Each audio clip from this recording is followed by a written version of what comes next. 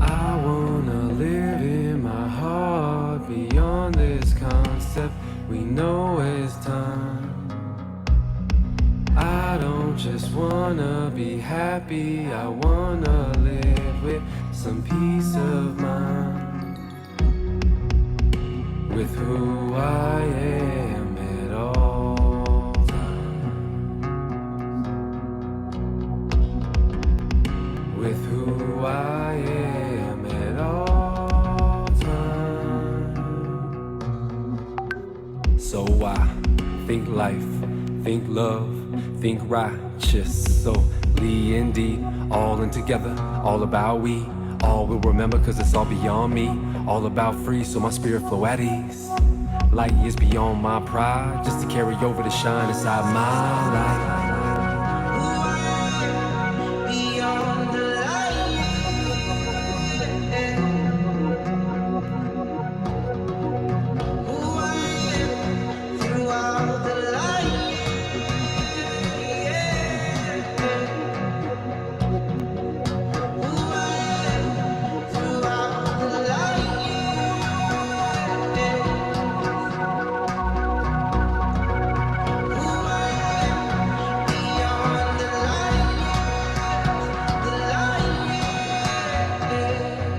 Maybe it was all the exception, or a different perspective. Maybe I just had to learn a lesson, a confession, or get a sense of direction. Playing the game so limited, simply was the process involved. So we suffered, fought as failed lovers, covered and concealed, not revealed who we truly are. And through the light years, so many stories we told. But no matter how intense or the depth, nothing keeps the truth unexposed. Nothing keeps the truth unexposed. Nothing keeps the truth unexposed. Nothing keeps the truth unexposed. Nothing keeps the truth unexposed. So long holding on to an illusion. My heart is free, no confusion now. I feel everything that I'm choosing. I see, I understand love. In a mind far beyond all space and time, a phenomenon lives, ever crystallized, thought victimized. In the infancy, love always rules, there is no other dependency. Exposed how my throne stayed aligned, just to open up so that a storm may arise. Maybe I can catch it, maybe I can spare the pride. Humbly in greatness, I'm no longer surprised. Rise in the mind, I don't have to jump ship. Living what I'm not holds moles that don't fit. How does it exist? It's something like an art. Only way to shift it, be the Noah's Ark. Why? I just wanna live my life, knowing that I'll be alright. I just wanna play with my heart still major, play for creative nature. Never meant to feel pain, so I danced when the rain came. All the stories and the change, worth it every time. Never meant to cause pain, but it still served in my mind frame. All the roles we had to play, still living, loving life.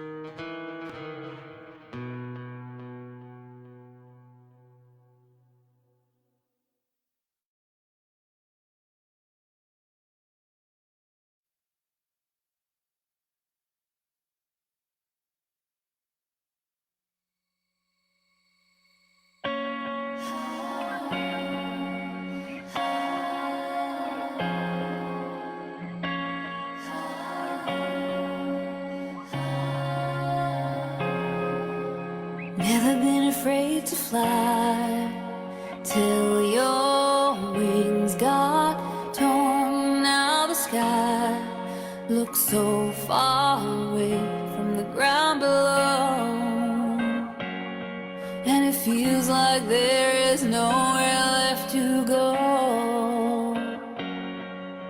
Remember that you can be fearless. You can be fearless.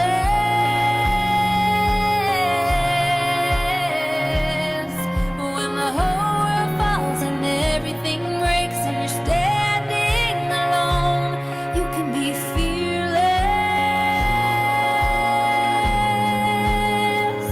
You're not alone.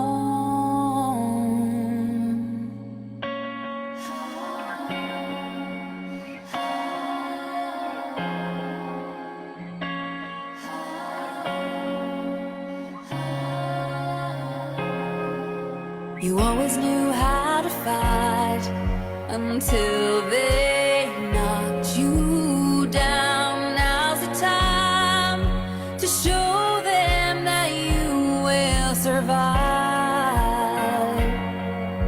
and know that I'll be right by your side to tell you that you can be fearless.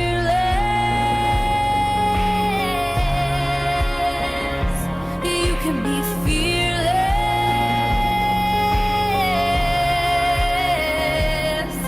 When the whole world falls and everything breaks and you're standing alone, just close your eyes and take a breath, and then you'll know you can be fearless. You can be fearless. You're not alone.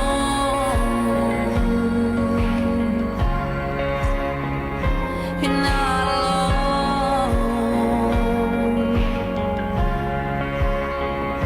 You're not alone. You're not alone.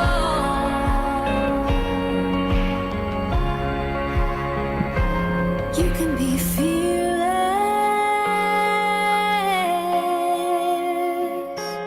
You can be fearless.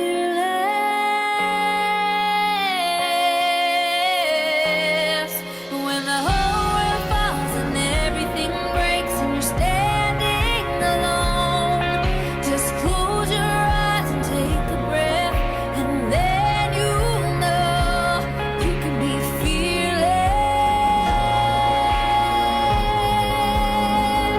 You can be fearless. Remember you're fearless.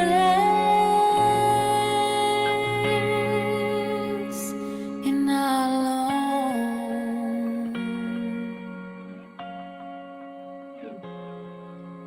Never been afraid to fly.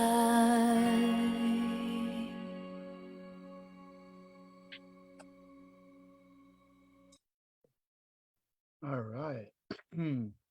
Love that song. That's actually a friend of ours. So we've got cool rights to that. It can be part of the summit and the movement going forward. So welcome. This is Brett Rashowski, 5 p.m. Eastern time on Saturday, part 2 of the Mad Hatter Summit, where we've had events happening around the planet today. We had early on in the morning in Zamba, Malawi, our friends sung and danced into existence to stay together.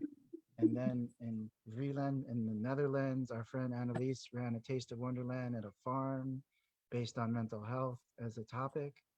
And Hillary will be joining us, my co-founder of the summit, in about half an hour. She just did 2 different, the same process in 2 different times in Toronto, Canada at the University of Toronto. And we have our friend Joshua Robertson coming in a few minutes, hopefully. He's going to be running an event in California in a beautiful place. So hopefully we'll be able to see the background there and the mountains or whatnot. So I'm happy to be here. We had a great first session earlier. I may play, excuse me, a couple more videos I thought Hillary was going to be here now, so it's just me going solo. So I've got to figure out what I want to talk about and how to fill the time. Maybe some people will come on, and Andrea's here, and we can talk a little bit. The beginning of the first video we did today lays out what this summit is about, what Taste of Wonderland is about. So I'm not sure I'm gonna go fully into that for part 2. I know if you're just tuning in live, maybe that's a problem being out of context, and I really apologize for that. The most important thing with today's live stream is going to be the video we have from it. We had an amazing conversation earlier. Here's Joshua coming. I said Robertson before. I'm sorry, it's Joshua Roberts. I always mix that up. So Josh, let's see where Josh is at when he's up there. Me and him can take it away. And Andrea, when you're ready, you can come on camera if you like. There's Josh.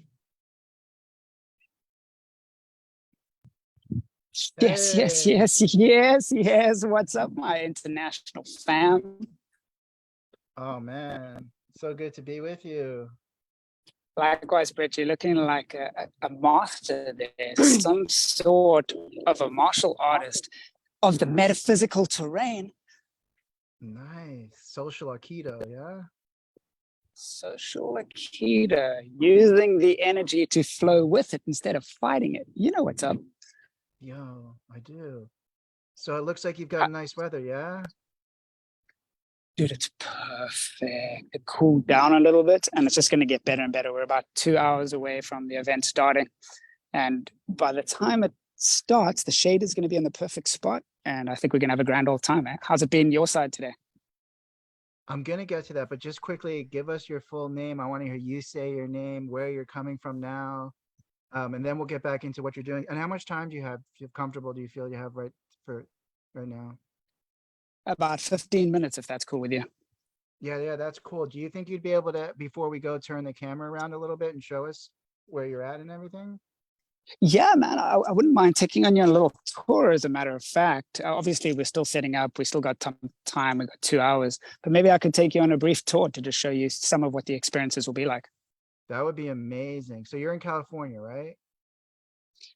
Name's Joshua Roberts, born and raised in Cape Town, South Africa. That's why I sound peculiar. But I am indeed in Southern California, in San Diego. Man, I think this place is paradise.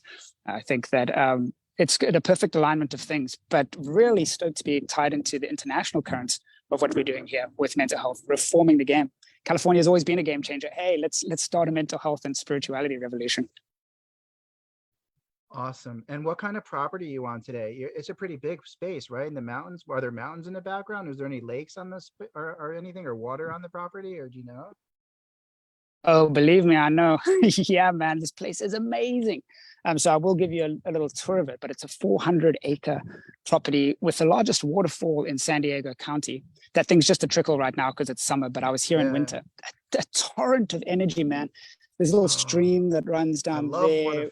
We're surrounded by nature as far as the eye can see. It's very quiet, man. Very peaceful. Beautiful, beautiful. So I think we've got enough time for you to share basically what you're kind of doing today, and also just a little bit about what you're into, what you do, and tiny bit about your background and why you're even doing mental health. I know you're good at it. You could probably say it all in 10 minutes. So I'm going to basically give you the floor with one request.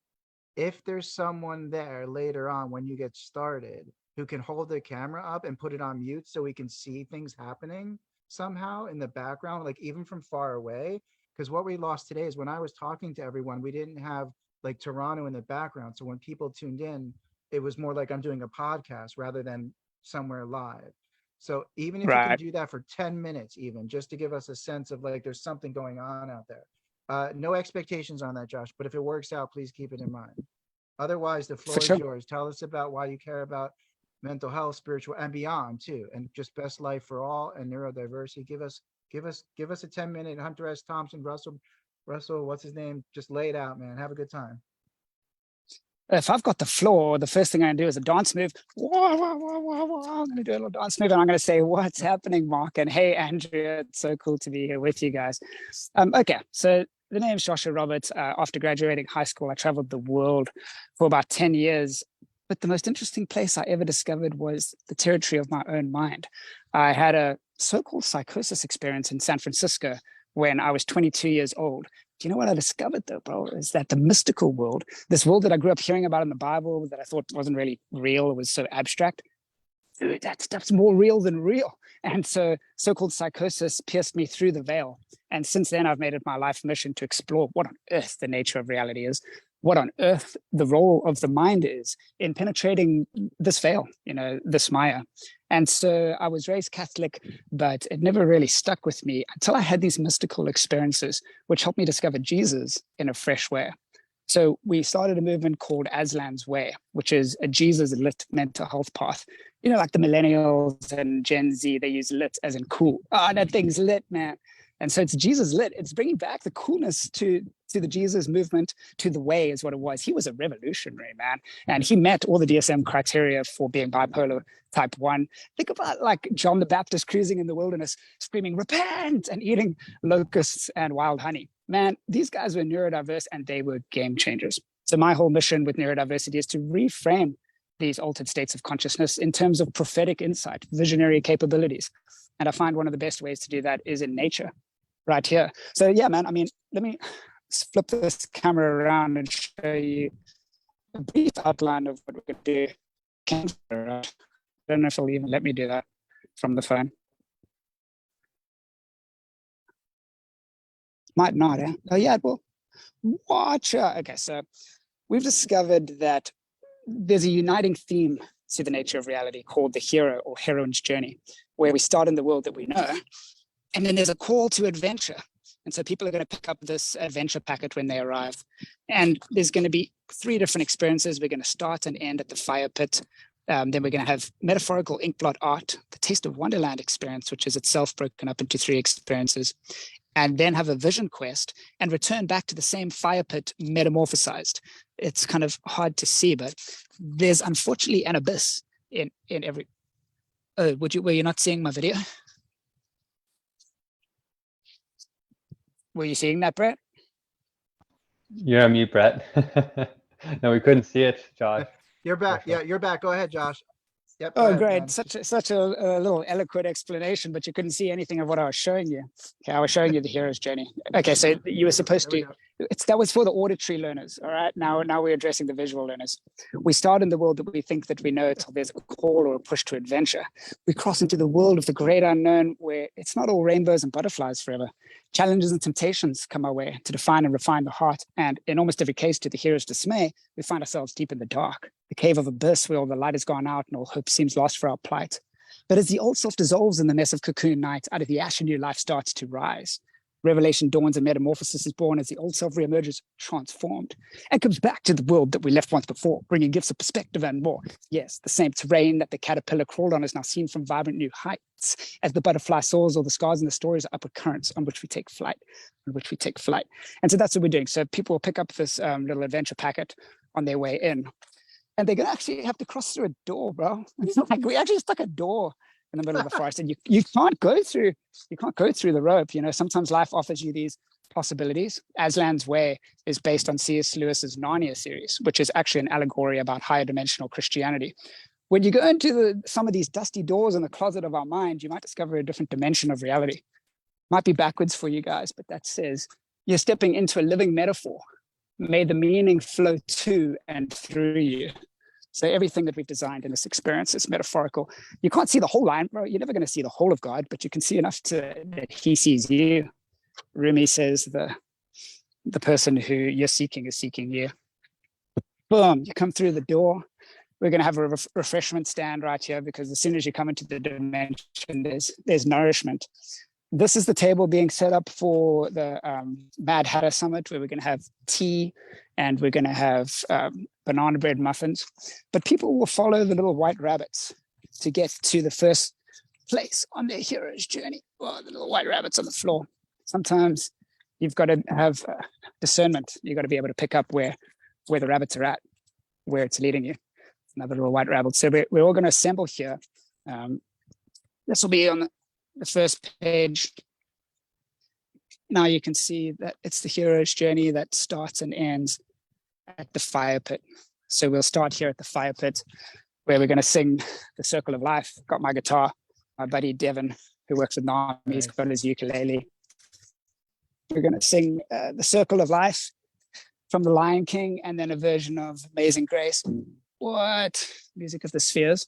And then we're going to have a prayer, and we're going to begin the adventure. And the adventure starts with metaphorical inkblot art, because I don't know, I was kind of told that, oh, the psychiatrists are the experts in interpreting your experience. You need to listen to how they interpret your psyche. But bro, we're the experts in our own experience, and we can interpret our own inkblot art. And so people are going to draw seasons from a hat. They'll be randomly assigned, but you know, there's randomness under the winters backwards, but they'll be assigned to these different tables, and we'll create metaphorical inkblot art, interpreting them ourselves, turning the picture around to see things from different angles. Maybe you see something different in your mind and your possibility and your personality when you look from different angles. We'll also explore this within the power of community, and other people will be able to share what they see in your art. So we only issued 30 tickets, but all of those sold out. So we issued another 7, and those sold out too. Maybe some people won't come, but we wanted to keep it relatively manageable the first time, because we think that this is the start of something much larger. So I'm going to pause there, but after that, we're going to go do the Hall of Mirrors, and I'll start cruising in that direction. But just want to hear from you, man, if there's anything you want to hear about, if you want to take this in a different direction. Words do not suffice to explain how happy I am to be hanging out with you and Mark. And I was on this crazy awesome call with Mark last night. I am so living my purpose right now. I'm so in the flow. Like my life, my outer world is reflecting my innermost like desires and for the world, from the selfless space, from the Jesus space, from the Buddha space. I'm just on cloud 9, and like the only way to like visually communicate it would for me to be like jump up and down on my bed, like bang my head against the wall, run around, like tap, because there's no other way. It's fucking phenomenal. I love you, Josh. Thank you so much. Before you go, I do want you to talk about the future of neurodiversity and, you know, crowd creation and how you see Web3, and just what are we going to be doing next? Like, what's it going to look like next year? Tell me about the future vision part of it. Yeah, thanks, man. Brett, you're a visionary, and thank you for making this happen. Dude, we've had events in Malawi to see these kind of messages and videos come through today, to see people gathering in Africa and Malawi, to see people gathering in the Netherlands, to see people gathering in Canada and California, all because of the vision that you have, and you and Hillary. So I think it's powerful that we can actually manifest our visions. The neurodiverse have always been on the forefront of visionary. We're towing the line there, weren't we, Mark? It was getting almost out, but that was brilliant anyway, no matter what. And they do have some film, I think, a camera there, at least phone cameras. So it's so funny, because to me, it's been great today, but really we're going to be able to make a documentary out of this, and people are going to see all these different locations. Like, we've done nothing today to highlight that according to our limitations. It's just amazing. Let's see if he's trying to get back on. We'll see if he comes through. Let's see. Next year we'll have a whole crew with live streaming and satellites, so we don't have to worry about any of this stuff. He squeezed in a lot though. Like he pretty much covered it, even with that choppy signal. It was good. He got his piece done. I do want the world to hear his, like, kind of the other half of his visionary side, but oh well, for the moment anyway. So Mark, thank you for coming earlier. Thank you for coming back. Andrea's there. Thank you for listening. Thank you for coming back. Hillary's going to be here about 5:30 or so. She actually went home from the Toronto venue first, I guess, to get comfortable. So hopefully she'll be home soon. And then we'll kind of maybe, obviously, kind of review a little bit of the summit and all that. I'm not really worried too much about context for those listening now or who might jump in.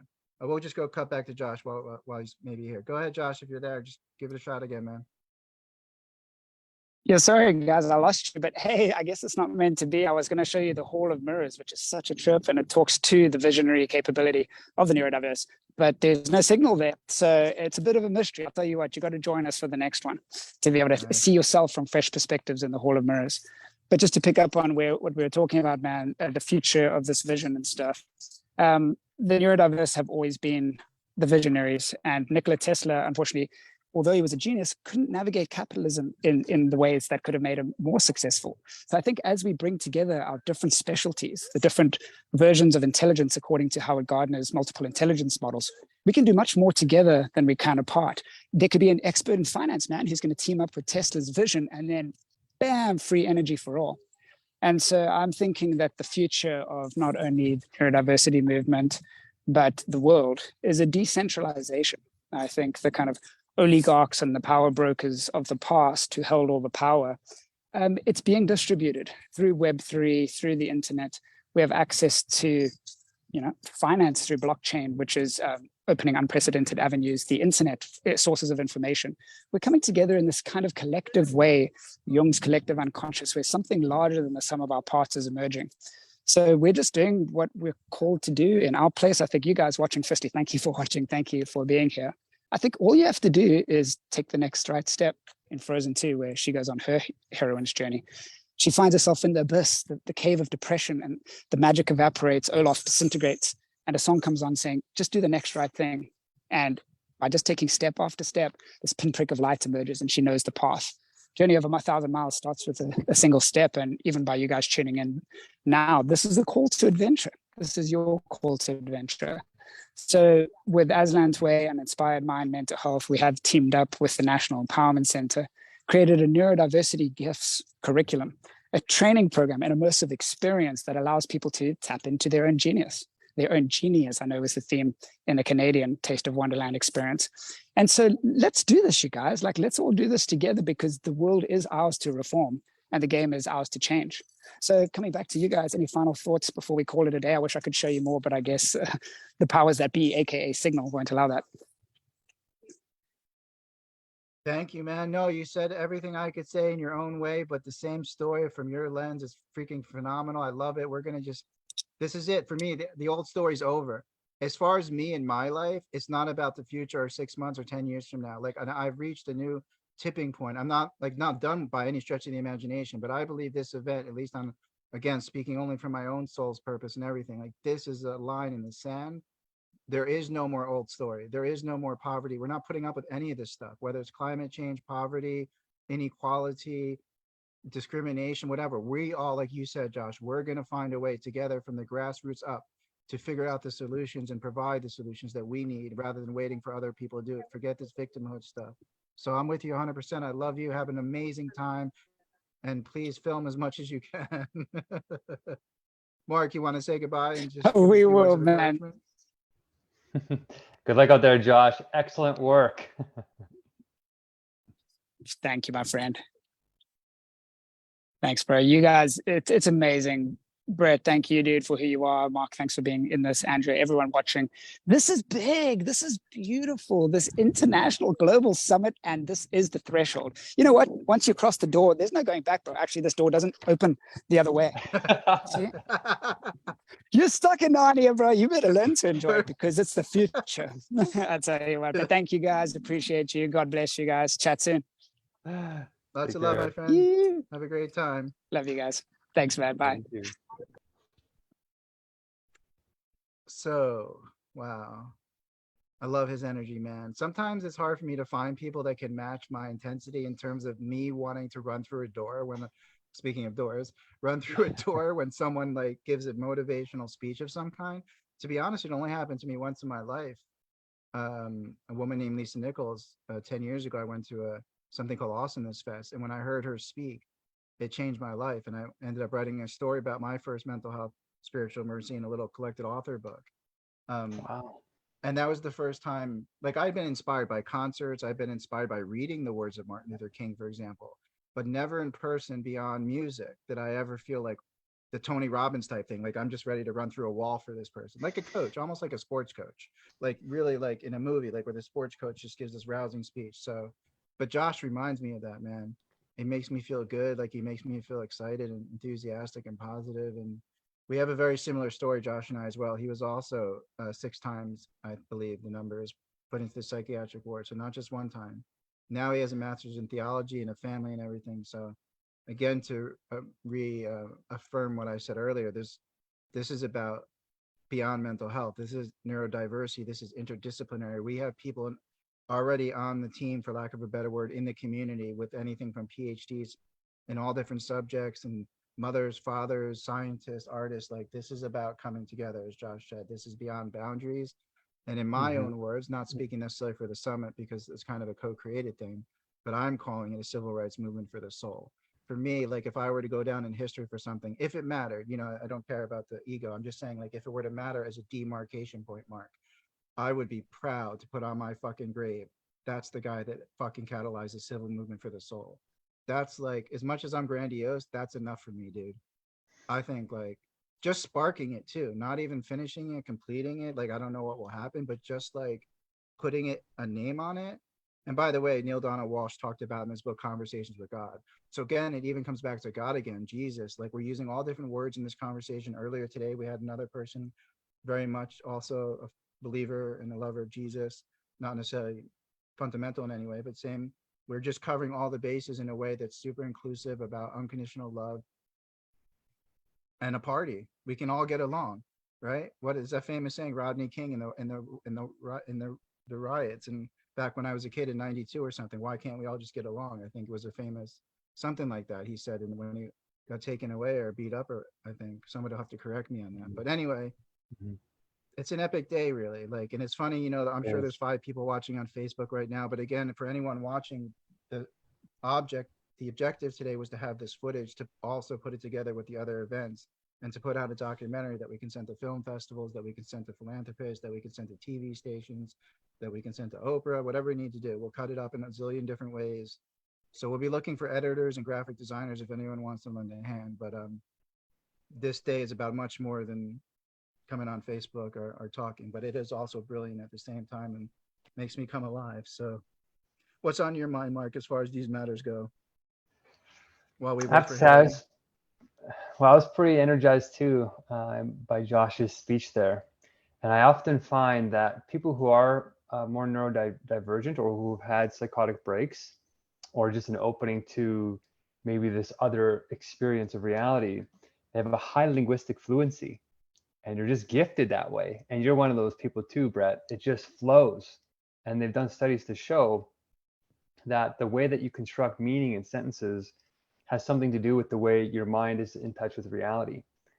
And I feel blessed being around such positive, powerful words, such powerful, positive people who've gone through basically a version of hell and come out the other side of the door, you could say, stronger and more inspired and, you know, ready to help people through those experiences or even prevent some of the stuff that has happened to them from happening again to anyone. And we're going global. Like, you guys aren't thinking, we're not thinking small here, we're thinking big. And I love how it's so interconnected. Like, all the reference you're pulling from like Christianity, Buddhism, Hinduism, like it's many different modes, and it happens in many different ways and expresses itself in many different ways. But I really feel like we're doing a good job communicating something different is happening here, that we do have self-determination, even in these states that look like they're incoherent or however you want to describe it. There's a kind of wisdom there that we don't yet understand. So I really feel like whether we call it civil rights movement of the soul or a mental health movement or any kind of movement, spiritual movement of spirit, I think we're onto something here. And I think you're right. People will watch this and have courage because there's a huge power differential in the current system. And it makes people not want to speak up because it's very disempowering. And I think when people see other people rising up and shining their lights, it'll light the lights of other people to come and shine. And I think we need that.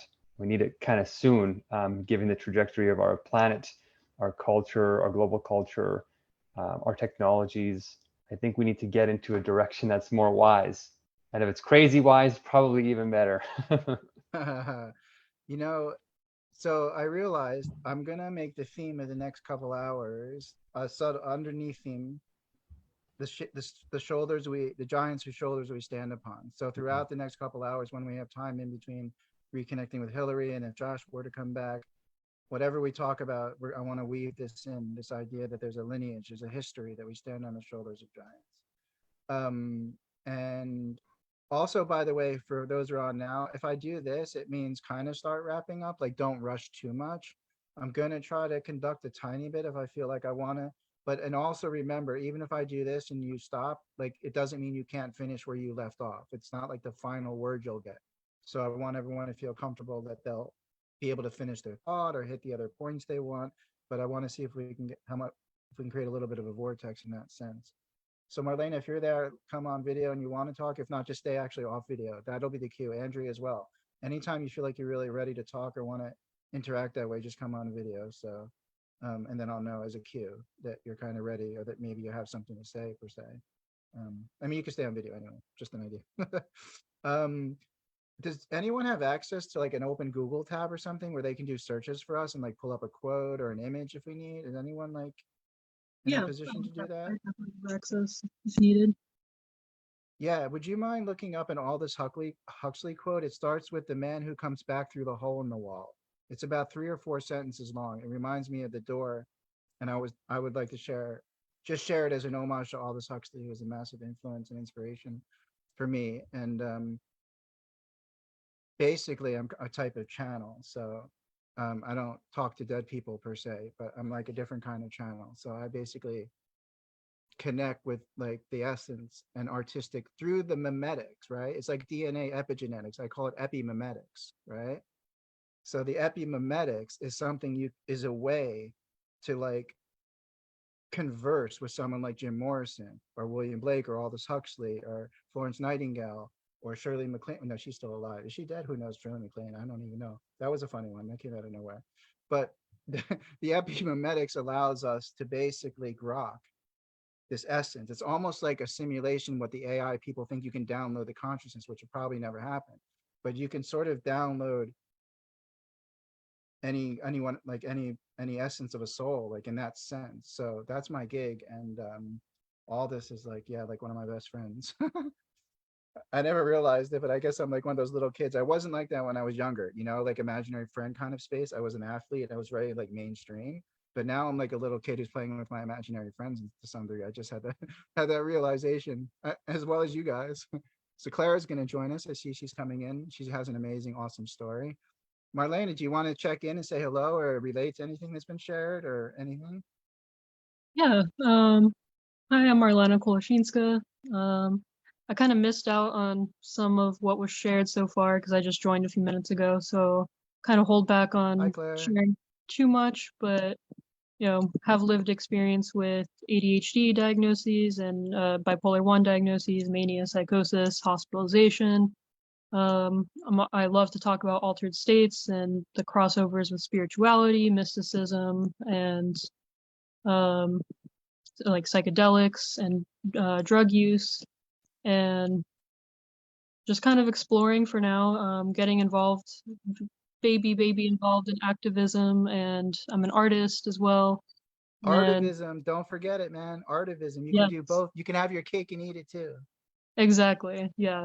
I'm trying to make it bigger, I guess, is what I should say. Yeah. The baby I loved your art. You got to show us your art again later. Hillary needs to see your art. I'm I hoping will. I'm hoping it. I mean, not hoping. I'm kind of intending / anticipating that you could be one of the first really like artistic representatives for this summit, for this movement. We get you some funds going for that, and you're kind of like the publicity in that way. Like you're just creating memes and beautiful art. So I hope we can talk about that in the coming weeks, because your art was really cool. I would love to. And then if you guys are interested, I also have a song I could share. If that's something, man. All of it. We're gonna be in a band together. Claire, how are you? I'm doing well. I'm so glad that this is such a convenient time for me. Thank you for doing this. I'm excited to be here and to learn more. And I have a poem to share, and maybe which really speaks to the interconnectedness of all things and poetry. But beautiful. How long are you able to stay with us? I'm just going to judge when to call on people based on maybe how long they might be with us. I can stay until 7. Okay, great. So then there's no rush necessarily. No rush. I am going to invite you to speak about your experience and who you are and all that. There's no question about it. What we want to do is Hillary's tuning in. She just spent all day in Toronto, so we're going to get the report how the Toronto Taste of Wonderland was. She's probably dead tired, so we want to get her in, talk about it, and let her get to sleep or to rest. So everyone, please bear with us, be patient, but that's what we're going to do, is get the downloads from Hillary and enjoy her and to get to tell her about what we've been doing too, because Marlene and Mark has been with me all day. So I think Hillary, you'll be excited to hear the Fabulous. nature of the conversation has been pristine, like a Joe Rogan podcast for going beyond mental health.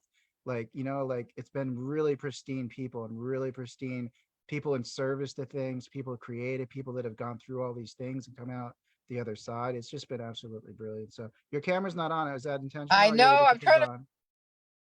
All right, take your time. Just see if you can figure it out, just because that would be obviously ideal. So, Car. Here we oh, go. you're in the car. Oh, there you go. There you go. There we go. Let me put my glasses on. By the way, Hillary, I've decided when I put my glasses on, I'm Clark Kent. And when I take them off, I'm Superman. So I do the inverse. I love it. Yeah. Well, you're Yeah, always inverse, honey. You're always inverse. I know. I know. That's what they tell me. How are you? Tell us, check in. We're not going to do so, Hillary. We're not going to contextualize anything. We're seeing this as Yeah. an overall broadcast for footage. Let's just have a good time and really do the most important thing, which is share the brilliance of everything rather than thinking about marketing and the right way to do things or anything like that. So it's your floor until you otherwise say you want to ask a question or invite us in. You take it first.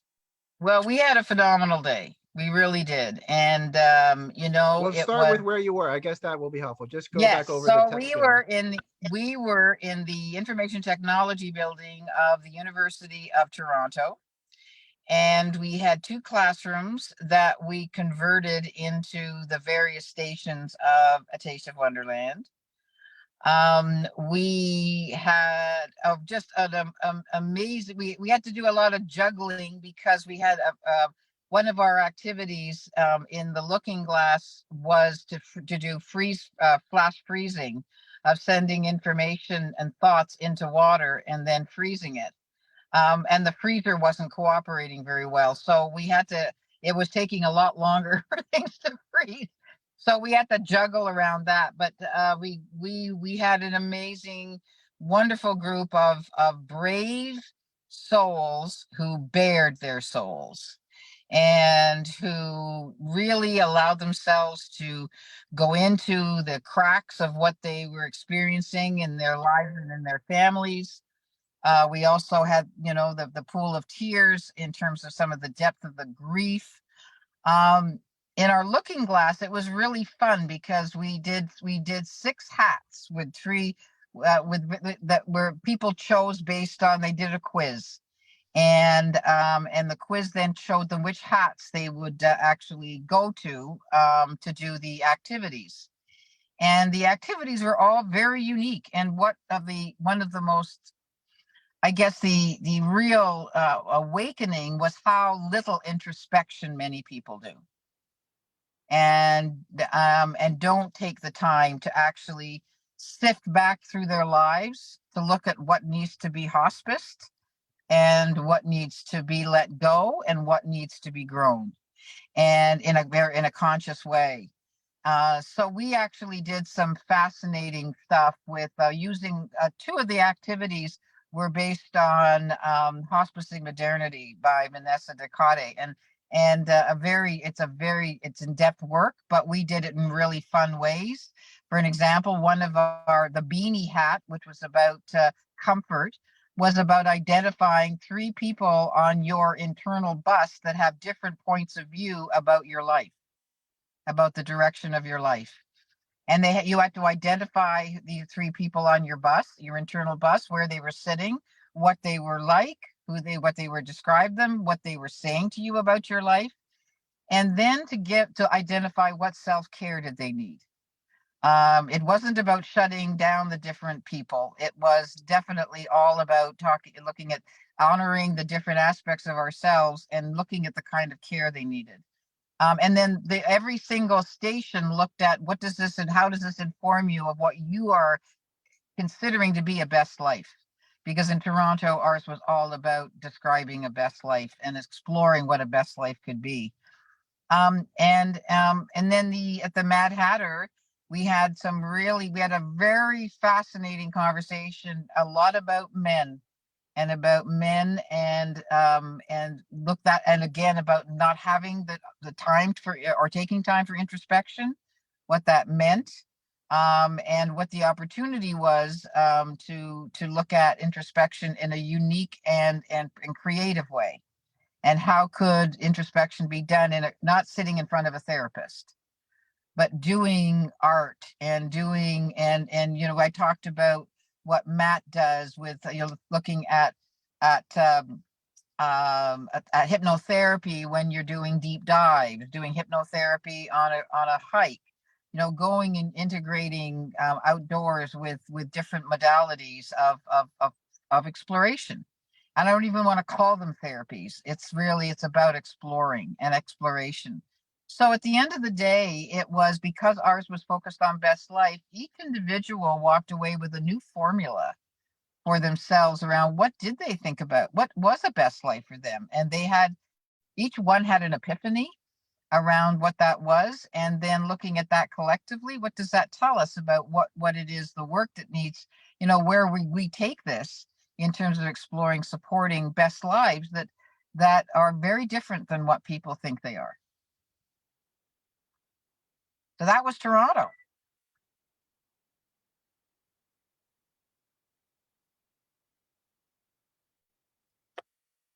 Are you muted, or is it me? No, I was muted. When I was a kid, we used to we get somebody high like for the first or second time, and then when we would make a cue, and everyone would start going like this, and then they would say they can't hear, and then we'd say, "Why can't you hear us?" And then we go, and it totally just had a flashback of doing that with all my friends. It was so silly. So you did 2 sessions, right? Like you did No, two of the we ended same, up or merging. We ended up okay. merging them. And which was good because you know what? It was such an intense experience that to do that twice, Yeah. no. So we did the one, and it was beautiful. It was powerful. It was, and we've now got people. Maya, our wonderful Maya, so excited. She goes back to school at University of Waterloo in 2 weeks, and her first thing she's going to do is talk to her guidance counselor about how do we bring a Taste of Wonderland as a process for university students to explore a different kind of career path. Yes. There's speaking of meaning making and mental health and psychology, there's a professor at Toronto actually named John Vervaeke who does pretty cool, cutting edge, like interesting stuff. So maybe our friend there at University of Toronto who helped put on the event today, who's a professor, can find a way to get this video to him at some point. We'll pull out a clip, but we wanted to invite him as well next time to be part of the next conversation. And just plugging on synchronicity has been a big theme of the day today, Hillary, by the way. That's fantastic. And we it's been also, amazing. it was also an opportunity to actually advocate around our concept of looking at the paradigm shift of going from, and because many people don't even think about that going from psychotic breakdown to it's actually evolutionary breakthrough, going from looking at a disorder and pathological diagnosis to on the other side of the paradigm, if they're actually signs of human evolution, along with neurodiversity and spiritual awakening and breakthroughs. So it's not about clinical and medical intervention. It's about an ecosystem of very different kind of support systems that we're looking at exploring. So it was really great to be able to advocate, to showcase that shift and how we're focusing on, in our term, the right hand column, the evolutionary column, not the pathological column, and also how we are putting together the whole idea of polycrisis that's all kinds of experts are saying they're dealing with, and yet they're all converging, and that we need very different radical thinking to understand how to even approach these polycrises in their holistic nature, not in their fragmented nature, in their holistic mycelium, how they're all joined together. All of these crises there's a mycelium network that runs underneath all of it. And our neurodiverse community understands that and can actually look at these polycrises in a way that no one else can. So we are again able to advocate around that. And so when we got some great film footage, so That's all going to be part of it as well. Somebody mentioned something today in another chat I was in earlier today before we set off, and I think the planet's basically at the point where we need a miracle. The great thing is there's enough people on the planet. Sometimes it's known as something like the Maharishi effect, and there's other numbers and whatever principles. But like, I think for me, today's the day that at least puts the anchor in the ground and says, like, I'm standing for that. Like, I'm not saying that's how it is or everyone will agree with me, but on my personal journey, this is a shed moment. This is a tipping point for me. This has been a day of like awesome, full purpose, full passion, full like what makes you come alive. Go do that. I'm loving it. And I think we do need a miracle as a planet, literally on the, let's say, religious level. I won't go into any specific religion, but I think that's what we need. But it's no different than at the end of Star Wars or when Rocky knocks out the guy in the 12th round. Like, humanity is drama. All we need to do is write a screenplay that evokes these kind of sentimental, nostalgic, emotional. It's media. I mean, it's communication. So one thing we need to take the power back with is that, first of all. So we're doing that. It's part of everything we're doing here. And I'm going to touch base very soon on the media point with our good friend Janet here, and Laura and Claire are part of that project, so I can bring them in through that angle. But first, we're going to finish with, still stay with Hillary. Does anyone have any questions for Hillary that they can think of asking about the experience she had today? You can just feel free to open your own mic and go for it. Anyone? Maybe I'll just say something quick, Hillary, is I know you're helping to organize this from the start, right? And this poly crisis, people are underestimating it right now, but the fact that you're able to pull off a worldwide event in the middle of all that's happening, and it's going well, I am blown away. Like, it's getting harder. People don't realize behind the scenes our lives are getting harder in multiple ways at once, and you pulled through it, and I think it's brilliant. I actually think it feels right. Everything seems to be clicking right. Like Brett said, we have synchronicity happening, not just in one city. This is around the world. Yeah. So I just want to say, wow, I think we're blessed to have you, and don't retire. I want you to keep doing this for our benefit and the next generation. So thank you so much for putting the effort into this. I think it's really beautiful. Well, thank you. And I will, one of the interesting things that we did today was these water prints. I got the sun doing some really interesting things here, was these water prints. And in mine, I have a distinct little, it looks like a baby footprint that has some fascinating patterning in it. And it feels like that this is the footprint of Taste of Wonderland. That is now, it's a beautiful baby. It's in the world. It's happening today. We've been doing these as we did in Malawi last year, and we've done them online. But today was a focused, concentrated effort with beautiful singing and dancing from Malawi, bringing us into being, and then with the Netherlands, and now Toronto, and then moving over to San Diego, just outside of San Diego.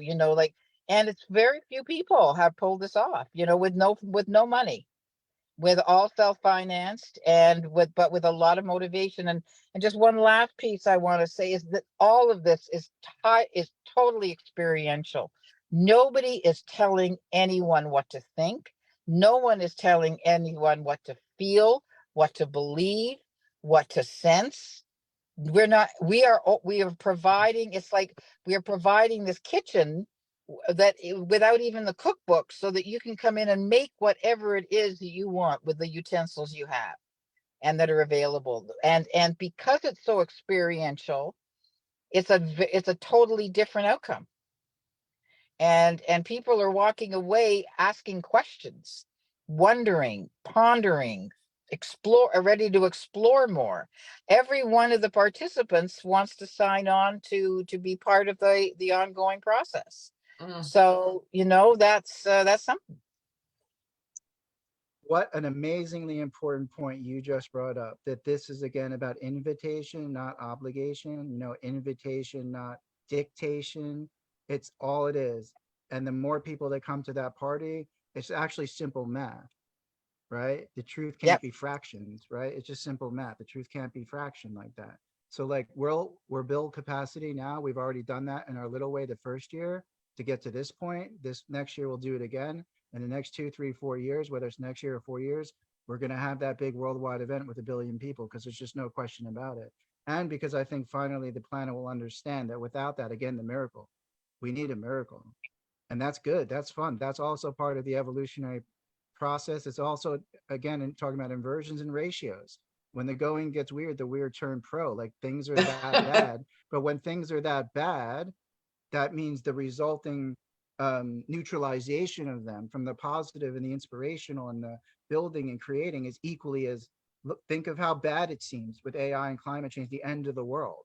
Well, the counter to that is the beginning of the world.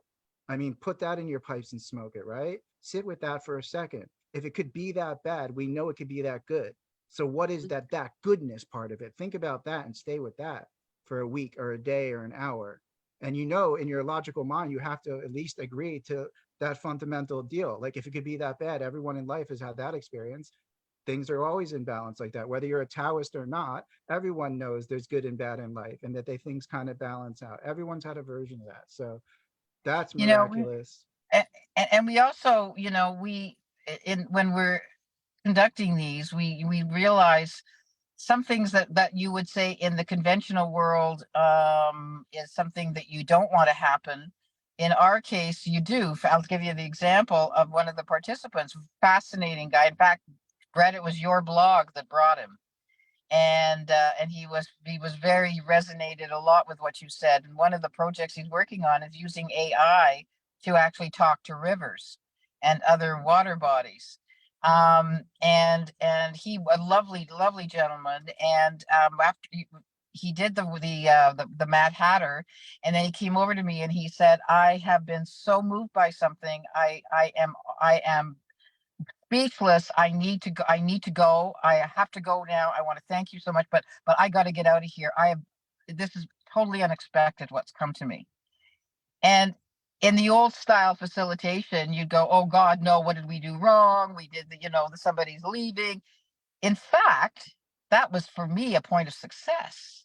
It's psychedelic, man. It's psychedelic. So moved by something that he had experienced in his Mad Hatter strange brew development that he had to leave. I thought, wow, that's success. How amazing is that? Honestly, like I like drugs and chemicals and experimentation. Like no, I'm all for that. But the strange brew is like a natural ayahuasca. Mark talks about like a natural mushroom high. The whole thing you just described was like a psychedelic experience with the Alice in Wonderland theme and the love. Like it doesn't seem hard to push somebody who's a highly sensitive person or an open person already, who's willing to love, who's willing to be in love, who's willing to be creative, but maybe just needs a family, and a community to bring that out. And like you just described, I mean, psychedelic means mind manifesting anyway. That doesn't mean take drugs, by the way. For anyone who's not familiar, the word psychedelic just means mind manifesting. So amazing, Hillary. Everything you shared has been honestly like super. And one last thing. But I actually did the Mad Hatter in the end too. And I came up with this idea. It's really crazy. I called it open mic for the arts. And so it's like you do an open mic thing, but it's not open mic in the thing. It's actually you do art instead of standing up and singing or comedy or whatever. And the whole thing's called Magic for Strangers. And it's anyway, it's this whole, I have it in my head, but it happened as, again, it came as I was going through the process of the Mad Hatter, and this whole idea that strangers bring magic. And that's when, because it was looking at the loneliness and the very depth of loneliness that was expressed on the boards today, how lonely people are. And how in often case and how they're triggered by things in their family. So in many ways, if we can bring this idea of stranger magic, that we can actually express things and see things and talk to people who are strangers in some respects, that it's easier to do that than it is with family members, and to explore through the lens of strangers and magic and art. Anyway, it was something's gelling in there. I don't quite know what it is yet, but it'll appear. It's great to see you, Janet. I want to thank you. I want to bring a topic up Um, it's Oh, give me so one it's so second, Janet. amazing. Janet, What's that? give me 1 second. I just want to get a sense of time of who can stay how long, because I'm trying to understand the flow of the everyone talking. So how long can you stay till, Janet? Can you stay till 7? Probably, yeah. Okay, and Claire can stay to 7. Laura, Scott, how about you? Can you stay till 7, another hour? Or what's your schedule? I think she's frozen. She's frozen on my screen. Yeah, I think she is. Okay, cool. All right, go ahead, Janet. So yeah, it's really more the, finishing up the Hillary piece. It's fabulous to hear and see you. And I do value what happens behind the scene, what it's like for a leader to work to get here, and then what the leader has to do after. So, often we see the event, the success point. And so, briefly, because there's so much before, and there's so much, mental challenge before this event. And then there's a lot more to come. So anyone who has led a project or is a leader, knows when we show up, there's so much before and after. So I don't know if you want to comment on that, but your stamina, your endurance, your spiritual strength, prevails. Yeah. Well, it has been a roller coaster, as you know, and there were times with the Toronto team that we thought, do we even do this? With no money, at one point we had no money, we had no location, nothing. We had ourselves and our ideas and the process. And I'm really glad that we persevered, and I'm really glad that we kept going. And it was an enormous amount of work to get it all done. But now we have all the tools that we need to run it. We've got the posters done. We've got the tools are made. We've got all of those things have been done now that we know we have the kit bag. And the big work will start now in terms of analyzing all the data, because we got a lot. And we're going to start adding that to what we've learned for the online programs, as well as what we're going to learn today from the Netherlands and San Diego. But Brett's been wonderful in terms of as the co-founder. When he goes down, I go up. When I go up, he goes down. Like we have this yin yang thing that happens, and together we are able to keep everything going. Would you say that, Brett, the yin yang thing? Yeah, for sure. Necessity is the mother of invention, right? It's like, I mean, we would get along anyway, but I can say in this movement, it's not always about like people you want to have a beer with. Like there's a deeper calling. That's why there's a lot of alchemy and emotions and contradictions and friction and alchemy happening, because we're being called, all of us, by whatever we name it. I think the evolutionary impulse to show up and make the changes we want to see. And we have to learn how to get along too on some level. So we need to be the change we want to see in the world to keep it simple. Yeah. Is there anything I else heard you'd like to you're share, doing Hillary? Go ahead. I heard you did a great job today. My sister was tuned in, and she said, "Wow, Brett was just on fire. He was just grooving. He nailed the description of the Mad Hatter Summit. Anyway. I just wanted to share that." Oh, that's lovely. Yeah. It's been great fun. Like, yeah, I mean, everyone else too. Everyone did. Mark did this awesome 10-minute, like super concise, like monologue on the state of the world, and then shared his experience, like the reality of his experience. Wow. And Marlena is like multiple discipline artist, physics, science, like she shared. This another guy from Miami who's here is really tuned in. And Mimsy, who I've known on Facebook for like 7 years, and she's doing this amazing work in the community with hip hop and gun violence. And she's so devoted. Like I've seen her like me over the years, and she was sharing in the first part, you'll see in the movie, like how much progress she's been making. And we're going to connect her to someone I met in Arizona who does the same kind of work to connect that, Wow. like the South to the Midwest. Like, so again, these recordings, this is a transmedia like project. This is infinite gamification. This is breaking all boundaries. This whole movement, this whole platform, Mad Hatter Summit, Taste of Wonderland, it's really a bigger platform that we've been calling Wonderland and just in general. And we're going to be using DAOs and AI for good, all this stuff. So these pieces of info are going to connect people. We've got technologies we've been working on in other parts of our lives for 10 years, like blockchain. There's other projects I'm part of, and everyone in this space is bringing literally innovations with them. We're not starting from scratch, hardly anyone in this space. I think it's our job to create the things for the young people, to be honest, and the people that need to find more direction. And in doing that, we find our own direction because we're all so much in service. So I have an idea how to transition, but Hillary will still open the space. Is there anything you want to share? Do you feel complete? No, actually, I just want to. What I do want to do, I do have to run in and get. I have to run in and take dinner home, and then I'll drop back in. But because I do want to listen to all the. I'm going to be, I guess, eating up all of the recordings that you've done today. I do want to be there to pass the torch to Josh. He was here earlier. He came earlier. Okay. So Is he coming back on? Do we know? We don't know. I begged him to put a camera on because we want to see the background so people feel like they're in the event with us while we're talking. So I don't know, but he did check in. He did an awesome job. Like his version of both what he does in his life and also like his bigger sense of the movement and the vision. And it was amazing. That dude, I was saying, he makes me want to run through a wall like some kind of motivational Tony Robbins, like Jesus Tony Robbins, mystical pirate dude, and like with the South African accent and all. I love that guy, man. Yeah. Like what a like just the real deal. So yeah, so he was here.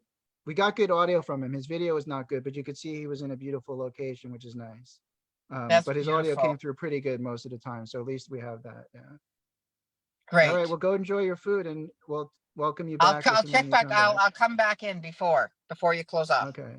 Okay. Thanks for listening, everybody, and thank you for all the energy that we felt throughout the day. It was palpable. There were moments where it was you knew something really amazing was happening, but you can't describe it, you can't articulate it, and it's like the little baby's footprint in my water message. It's just starting. Right on. Awesome. But love you. Take care of yourself. Love you too. All right. So what I want to do now is, because we're celebrating innovation and genius and the heart and how we're all going to contribute in the different ways to whatever it is we want to call it. So we're going to do some like what brings you here first, like what's like your name, where are you calling from, and like what brings you here. And then we're going to do another round that's more about like what you're up to. And then like we're going to just popcorn a little bit. So I'm inviting people to be brief to start so we can get some flow going. And then we'll find the right time to go deeper into any specific person's project according to like what the flow is. So and we're going to get everybody in on this one, even though Mark was here earlier and Marlena. That's why I want to try to be brief in that way, just because we're going to bring everyone in, and there's already, 7 of us. So that could take 50 minutes if we don't kind of do that. So let's go for it. I'm Brett. I'm in New Jersey. I'm here because artivism makes me feel excited. Art and activism put together. I want to see a world that works for all. I was unceremoniously put through the mental health system in a way that was not very nice for 10 years.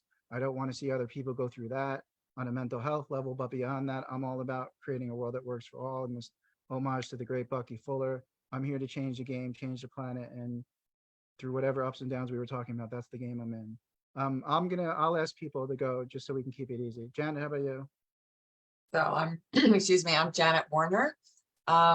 Most of my life business consultant out in corporate America, but I found myself called to create a movie called Calling God to the Witness Stand, and a documentary calling Breaking Down, Breaking Open, Breaking Through. And it is about a collection of people around the world who have been misdiagnosed when having a spiritual experience or spiritual emergency, of which I did. So this is my retirement work, and many here are already involved. So yeah. Awesome. And I love that we have women here. It's not a lot of spaces I can get and can get very masculine and male oriented. It's so nice to be actually outnumbered. It's the way we know it needs to be right now. Mimsy, where are you from? Where are you calling in from? And do a quick, just what you're kind of about. I mean, what brought you here again? Why do you care about this? Okay, so I'm relearning the app. What called me here is basically from where I was when we first met to where I am now. I had lived a very, very hard and even tragic life. And I was able to get my children away from that so I could break the cycle.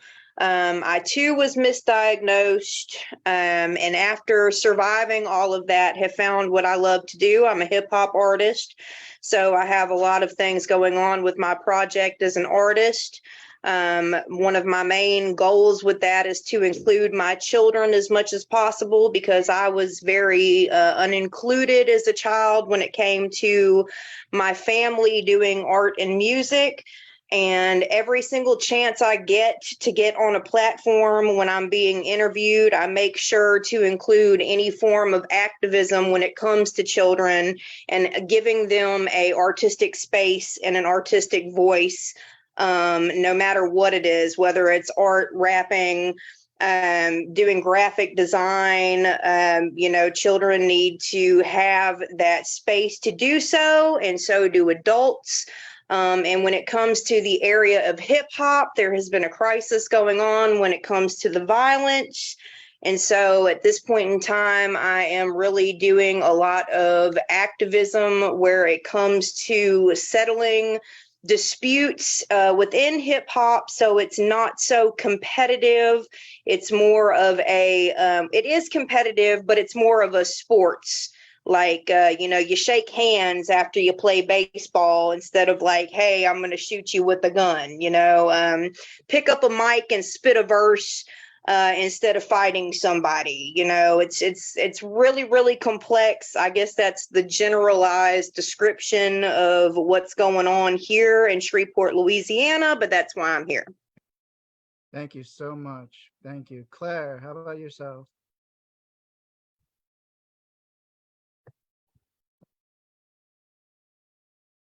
Oh, is she frozen? Let's see. Claire, can you hear me? Nope, she's not frozen. Oh, you need to unmute, Claire. Okay. Sorry. For some reason, your voice became very faint and I couldn't, Okay. it took a Strange. bit for me to realize you were saying my name. So I'm Claire Bien, and I am here because I'm a voice here and have had 2 hospitalizations and 3 extended periods of longer than between a year and 2.5 years of active voice hearing and physical manifestations. I wrote a memoir, and as a result of that, I'm now president of ISPSUS, a national professional organization, the International Society of Psychological and Social Approaches to Psychosis. And also I'm on the board of directors of Hearing Voices Network USA. And I was lucky because I was older when I started hearing voices external to myself, and also my spiritual breakthrough. So I knew enough not to say too much. And I also knew, had a master's degree, was married. So my treaters treated me as a human being and they listened to me. And that was so much luckier than so many people. And I became a mental health advocate and educator because I wanted people to know that the array of experiences associated with psychosis do not represent an intractable, incurable disease of the brain. And that with care and support and understanding and active listening, all of the stuff you know about. And I'm, at first I was going, oh my gosh. Well, I'll talk later. But anyway, I'm so excited to be here. Thank you. Thank you so much. So I'm going to go to Marlene and Laura, but I need you guys to be quick because we were on earlier and you shared a lot. So just do a quick check in, name, where you're from, and like a minute if you can, just like what brings you here. Just try to sum up. We'll get back to things. Yeah. So I'm Marlena Koloshinska. I'm in my hometown right now, actually in South Carolina, Fort Mill, South Carolina. And what brought me here is I have lived experience with an ADHD and bipolar 1 diagnosis. So went through. Marlena is very weird. I know Marlena. Gone through 1 hospitalization and few other encounters with psychiatry. I'm a current psychiatric consumer and kind of getting my feet in the door with activism and, you know, transforming the mental health scene. You know, I'm really interested in personal and collective liberation, and breaking spells, not just making spells, but breaking spells that are not serving us. So that's what brings me here. Awesome. Thank you so much. Laura, go ahead. Hi, guys. I'm Laura Lee Scott, and I am also a voice here and an HSP, highly sensitive person. I definitely identify. I would probably assume that all of us are HSP. I would assume. But you know, I definitely found that I'm like, oh my gosh, bells going off, you know. That definitely resonated with me. I'm a lifelong spiritual seeker, and I came out of the womb believing in a higher power, born into a very religiously kind of, a family of Lutherans. And they were really Lutheran first. And I kind of walked away from it. It was from like early childhood, always looking at things going, why do A little too much information for this round. We did a whole spot with you earlier. Just see if you can just share like I'm what you're sorry. excited about. Yeah, yeah. And Yeah. I'll come back. Don't worry.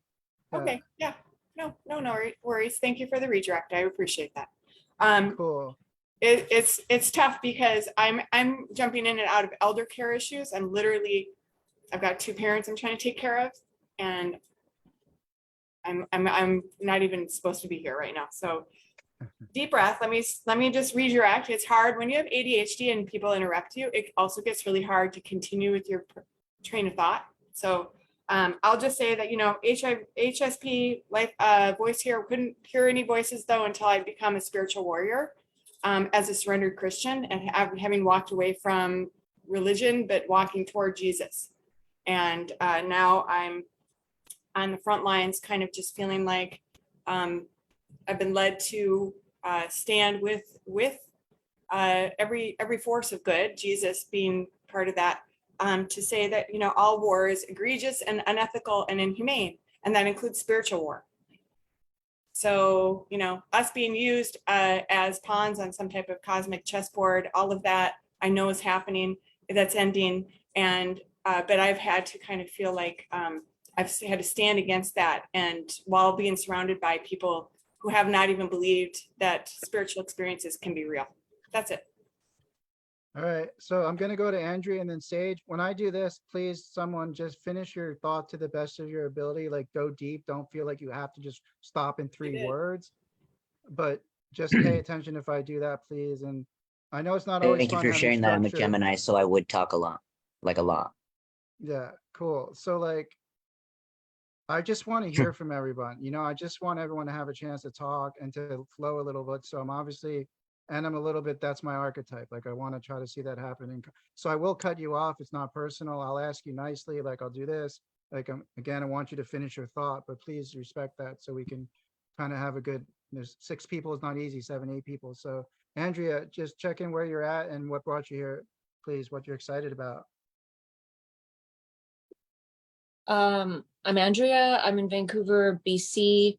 I've been part of the meetings for the Taste of Wonderland, but not participating in the physical stuff. So more like an ideas person. Just tiny quickly, I was diagnosed bipolar 1 with psychotic features in 2011, and I wrote a book, The Bipolar Game Changer. I actually am presenting at the ISPS conference in late October. Virtually. Cool. Is she going out in and out for everyone?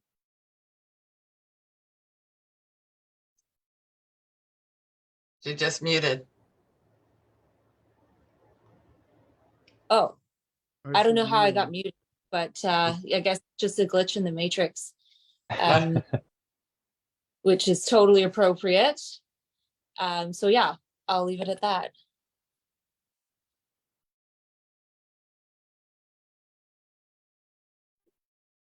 Thank you. I lost the signal. I think it's my computer's overloaded. Sage, man, where are you from? I feel like you said my name. I can't really hear that well, but I'm from California, and my friend is Marlena in this group, and she invited me to it, and she, you know, has cool interests that are similar to mine. So I'm kind of coming in blind, but you know, I'm trying to gain some context. You know, curiosity brought me here. Oh, that is just super awesome. Curiosity is one of the utmost important kind of things in the whole world and all of existence and reality. All right, so now we're going to go into a space. We started earlier, we mentioned the idea of media and the power of media, the power of story. And as far as I'm concerned, it's the actually most important thing we have to do on this planet as far as externally. In terms of what I mean is disciplines, like economics to me is not actually the answer. Governance to me is actually not the full answer. It's communication, it's story, it's Joseph Campbell myth, it's the words that we live by, that we live within. So media to me is the utmost important thing on the planet to reclaim and then express ourselves. So with that, Janet, I'd love for you to share a little bit about your background and what your projects are. And you feel free to take 10 minutes or so, like if you want, if you need. It's up to you, but you have some space, okay? You're on mute, Janet. I will not take 10 minutes because there are a number of people here already involved, and it's great to have a chance. So as I mentioned before, we have two media projects. One is a feature film, Calling God to the Witness Stand, a fictional court case, but all based on real, true life stories of people being misdiagnosed, put in a hospital against their will, and forced on meds. So any number of you who have also gone through that, definitely find me. I'll put my email here because I want to find out your stories too. So that one's happening, and that came up in 2005 when I was in the hospital, and the nurses said, "Do you know why you're here?" You know, kept pushing it. "You know why you're here?" No. And I finally said, "I'm here to make a movie." And then she wrote that down. And I'm like, "Why are you writing it down?" I said, "I was kidding." Anyway, so it's kind of funny that we have a movie going. And I was reprimanded a bit for even saying I was making a movie. The other piece is a documentary which has all true life, you know, people around the world. And again, I almost like to invite a few moments of everyone here that's involved. So the documentary has experts, many of the universities represented, cultures around the world, and primarily people who have been mistreated in the mental health system and locked up, but mostly from a spiritual experience and bringing in that part. So I'm going to just toss it to Mark for a moment. Mark, Claire, Laura, and Brett, actually, you're in it too, to just comment briefly, you know, if that's useful. I'll use my 10 minutes that way. Mark? Sharing is You caring. saw the video piece. You saw the video, so did Laura. Our brief video, maybe you can even start there. I don't know. Yeah, we have this like pilot video. It's about 15 minutes long of some of the stories, and I was blown away by how professional and well done it was. I wasn't expecting it to be that polished already, but it was just like it inspired me. And I know some of the people in the film, so it's like, you know, going from a very personal understanding to a sort of curated message was surprisingly powerful. So I think, Janet, you're working miracles and magic already. Brett says we need a miracle. I think we're it. And this 15-minute video, I think, set the right tone in many ways. It's very contemplative. It's very serious what happened to us, right? So we don't want to be too cavalier, but you don't want to be too somber that there's not a lot of hope, you know? So I think the balance is struck very well. And we have a different kind of vernacular, a different kind of spirit around this type of mental health movement. There's something new here. And I think we have the right stuff combining, the right synergy to unlock a new movement that we desperately need, and very quickly. So, and you know what? I wish Hillary was here. She put this all together with no sponsorship, no money from Big Pharma or anybody. So doing it purely on passion. We're all doing this on passion. And I think that's really incredible. So I know you're doing that too, Janet, for the most part. And I think we're lucky to have heroes like you guys pulling us all together. So I think we're heading in the right direction, and this video proved it. Yeah. So again, I'll share these. We'll keep it still tight, but Laura, if you want to comment on the video, because you were a big part of, we had a Fab Five group in the last 2 weeks. Laura was part of the Fab Five, just pulling together proposal and video, etc. So, and then Claire, you did not see the video yet, but I will send it to you. So I don't know, do you want to comment, Laura? Yeah, I just I'd love to. I think that you know, the timing is right for a movie like this, and I definitely feel like we are a David up against a Goliath, and the more we can just speak earnestly about not just like from a place of feeling wronged, but like, and not placing blame, but you know, just recognizing that we all are fallible and we all make mistakes, and that, you know, this world is a work in progress and humanity is a work in progress. And so, you know, just trying to do things, taking steps to make it better. And I think that this project and the synergy, like Mark said, such a beautiful word, of all of us coming together, uniting, gives our voices power that otherwise separately we would not have. So I'm really grateful for that. Yeah. So it's going to be really excellent to see, you know, if we get some funding for the documentary, especially right now, and just keep moving forward with it. I think every forward step that we take is a step right now in the right direction of just bringing awareness that is so desperately needed. So. Yes, yes. And when you complete a short video, that is such a step. It feels so good. Claire, you are featured in it because you came down to New York. And so if you want to comment on either that experience of being a part of this at all, and then I'm going to ask Brett a specific question. So Claire. It was wonderful being part of it in New York and speaking to it. And I've become such a storyteller that it was hard to shut me up. And so I went on way too long.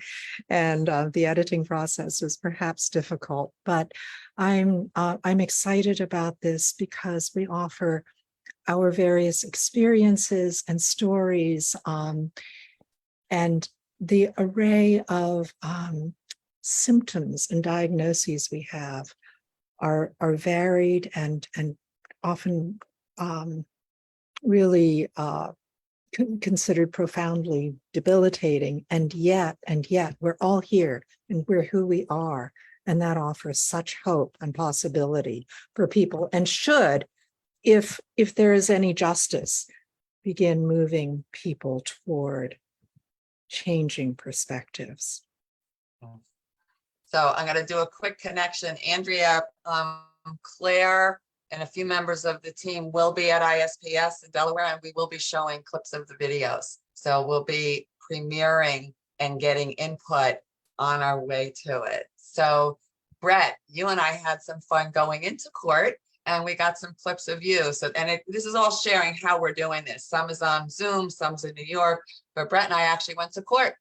So what was that like to go to court and speak for yourself? Oh man, me and Janet were walking to this big, crazy, old looking, antique, beautiful courthouse in Ocean County, New Jersey, where we're from, this area here in New Jersey on the East Coast. And as someone who's not an actor by trade or anything, I just love movies, and I'm extroverted, and I kind of like to be a thought leader type of futurist speaker. So it's not hard for me to speak or anything. But as soon as I walked in there and felt the courthouse, and like usually I would be in there for the wrong reasons and all that kind of stuff. That's also part of it, right? And then I'm there and I put on a jacket for Janet, and like I don't usually wear suit jackets and stuff. And the idea was to just do a little demo reel of giving testimony on the stand for this movie, calling God to the witness stand about my experience. And really, it felt so easy for me personally to just dip right into the emotion of it just by talking about it. I thought it was just fun. I mean, from a creative standpoint, it's also art, art and catharsis. Cathartic. Come up with the word cathartic. Yeah, right. Totally cathartic. Only in 2 seconds. So even the making of this, I mean, we're going to get into this someday. Maybe like the making of it is the thing. The artifact will just be a nice icing on the cake, but the real work, also why AI will never fully take over, by the way, for everyone worried about movies, because there's an art to filmmaking. There's actually people who act and hold cameras, duh. And that's actually part of the experience of making a movie, not just the thing you see on a screen. So AI can make awesome movies, go for it, but it will never replace the art of filmmaking and cinema that we've always known and loved. Even if we have hyperdimensional holographs, and it won't be the same as going into a dark theater with a bunch of people. We all know that. So yeah, so making it's amazing, John. I'm so grateful that you invited me, and you're playful like that, and just let's just go do it. So it was validating for me too. I should say, again, we're all helping each other. We're helping each other become our best persons, to find our gifts, to become the great artists we want to be. I say I want to do Bob Geldof. All of us have these different dreams and things we want to accomplish. So in that sense, you were playing with me like kids, like, yeah, you're bringing that out in me. So I'm grateful for that. I thought it was an amazing experience, and I think it's going to bode well for me being able to act even more in the future, just because I can feel the emotions came right up as soon as I started talking about what happened to me. So Yeah. thank you. So yes, and that is a great feeling. We're going to be renting the courthouse going into the fall and having more people actually sit on the witness stand and be able to demo for an actor someday. That's why we're doing it. They're So like screen tests, yeah. yeah, we'll be practicing. So I think we probably used our 10 minutes, but if anybody wanted to ask a question or comment, please email me, or Brett, if you wanted anybody to comment. You know, Marlena, you're shaking your head. I don't know if you wanted to comment, but we would love you to contact us if you're interested. Well, yeah, let's open the space. If anyone wants to relate to anything we've just shared the last 10 or 15 minutes, or has a question, let's just open that for a minute. And then I'm going to come around to Claire again and ask her a little bit more about what she does, and then go around again. So yeah, would anyone like to share anything else on Janet's thread? Yeah, I just wanted to ask, because I've been kind of aware of your work for a little bit now, Janet, or like work on this documentary and movie, and I've been super interested in it the moment I heard about it, right? And I've heard of like Vesper Moore being involved in it too, Yes. and like others. So, but I was also wondering what a place would be for someone like me where I don't necessarily not identify with said diagnoses that I have, but I also kind of view it as like a both and sort of situation, as in some lenses it is bipolar ADHD, and other lenses it's transpersonal or spiritual emergency, awakening, etc. Right? Like I kind of view it through a both and system, especially under like capitalism and all of that, right? So yes, if there's any place for that in any of the work. Yes, because it's truth. It's only truth. The documentary is only truth. And we have a psychiatrist that comes on and said, I had a spiritual experience, but I also have major depressive order. I'm on meds and I can't be off meds. So but he also says, and Janet, you are not bipolar and you don't need to be on meds. So we cover it all. You know, it's really truth. The documentary is all truth. The movie is all truth except for the court case. Every single story is not made up. I won't allow things to be made up. It's like real people's stories. Yep. Yeah. So that would be a great example. Yeah. Because it's real and helps people to say, oh, okay, I could be this and this, and, you know, a little bit of it. Yeah. Perfect. Truth. Because I have a whole wild time travel story involved. So I've definitely have a wild experience in there, but I'm sure many of us do, but absolutely. They're similar and different. So yes, follow up with us. Brett? Wait till that collective intelligence hits the scene, all of us with the neurodiversity. That's the singularity, by the way. But on another note, I want to just build on that very quickly, because Janet, when we filmed with Dr. Chatlos in New Jersey at his home, and I actually stayed after, and you probably haven't seen the footage. Calvin and I had an extra conversation. This is this Rutgers psychiatrist who's had both experiences and takes the medication. And I was trying to get to the bottom of like, what is bipolar disorder to him and this and that, because we have some clash around medication and philosophical differences. So for example, Marlena, we're on the project together. He's a psychiatrist. Normally he's somebody I'd want to like chop his head off, to be honest. You know, I'm saying that facetiously, but to express like, I don't really like hanging out with psychiatrists. Like generally, I've never met very few that could give the benefit of the doubt in a way that is necessary. So I basically broke his model. So I'm probably like you, because the way he defined bipolar, I was like, and spiritual emergency, he's like, I think you've had both. he basically said, because, well, that's his position, obviously, but I basically broke his model because he was saying ultimately it would be defined by kind of not having a choice. Like, and he described it like you just wake up one day and like you feel like out of sorts and then you're in a down mood. And then I just simply asked him, so wait, you're saying because you can't identify the variable that might have caused that to happen, that it's random rather than Jungian? Like I said, so you're telling me if that person's a highly sensitive person and on Sunday watched a movie that made them cry and feel emotions, and then on Wednesday they woke up in a major depression, those are not connected? And I broke his model. And I was like, you see what I'm saying, Calvin? Like, you don't understand bipolar. You still think it's a disorder. And I'm saying this fairly. I'm going to have the debate with him on TV and everything. You know what I mean? But like, so yes, Marlena, yes. Collective intelligence, end of story. Collective intelligence for me. So yes, Marlena, yes. Collective. Hold on, Scott. Scott, hold on. Let me bring you in, okay? And come on camera if you want to talk, please. We're just in the flow, so I want to make sure I bring you in and introduce you. And Scott, hold on. Let me and come on camera if you want to talk, please. I made a mistake. We're I just was in the flow, watching so a I wanna make sure I bring Facebook. you in. Scott, Scott, just hold on for a second. Facebook. Scott, hold on a second. Hold on a second, please. Please, I'm muting you on purpose. Please hold on a second, okay?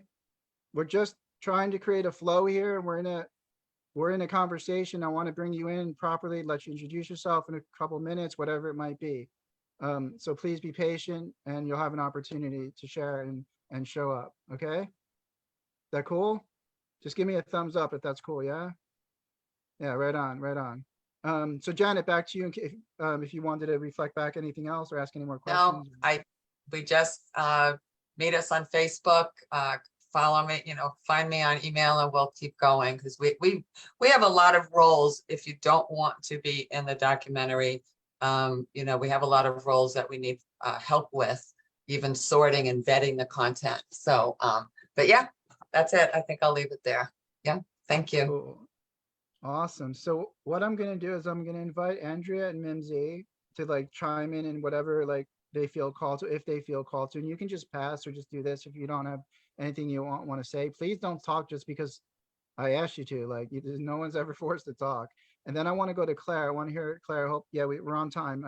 So I want to hear a little bit more about Claire's background and where she works with the foundation and all that, and ask her some questions. And then once we do that, Scott, I'm going to bring you in because that to me feels complete with Claire. And then I'll bring you in, Scott, to introduce yourself. And then Laura, I'll come back to you. And like, so we're kind of try that's my, at least that's my plan. So Mimsy, how do you relate to the film stuff, the movie? What have you heard? Or do you want to just pick a point and So I have been in school for some time for mass communications now, learning about the film industry and the music industry and just the industry in general. And so, right now I have all of my projects and everything that I'm doing on my end. And at this point in time, I am just thoroughly enjoying being here, holding space and listening to everybody. Thank you, my friend. Love hearing your accent. Andrea. Louisiana all day. So yeah, I'm really excited about that film. I did look through Janet's websites a couple months ago, but my memory gets wiped out.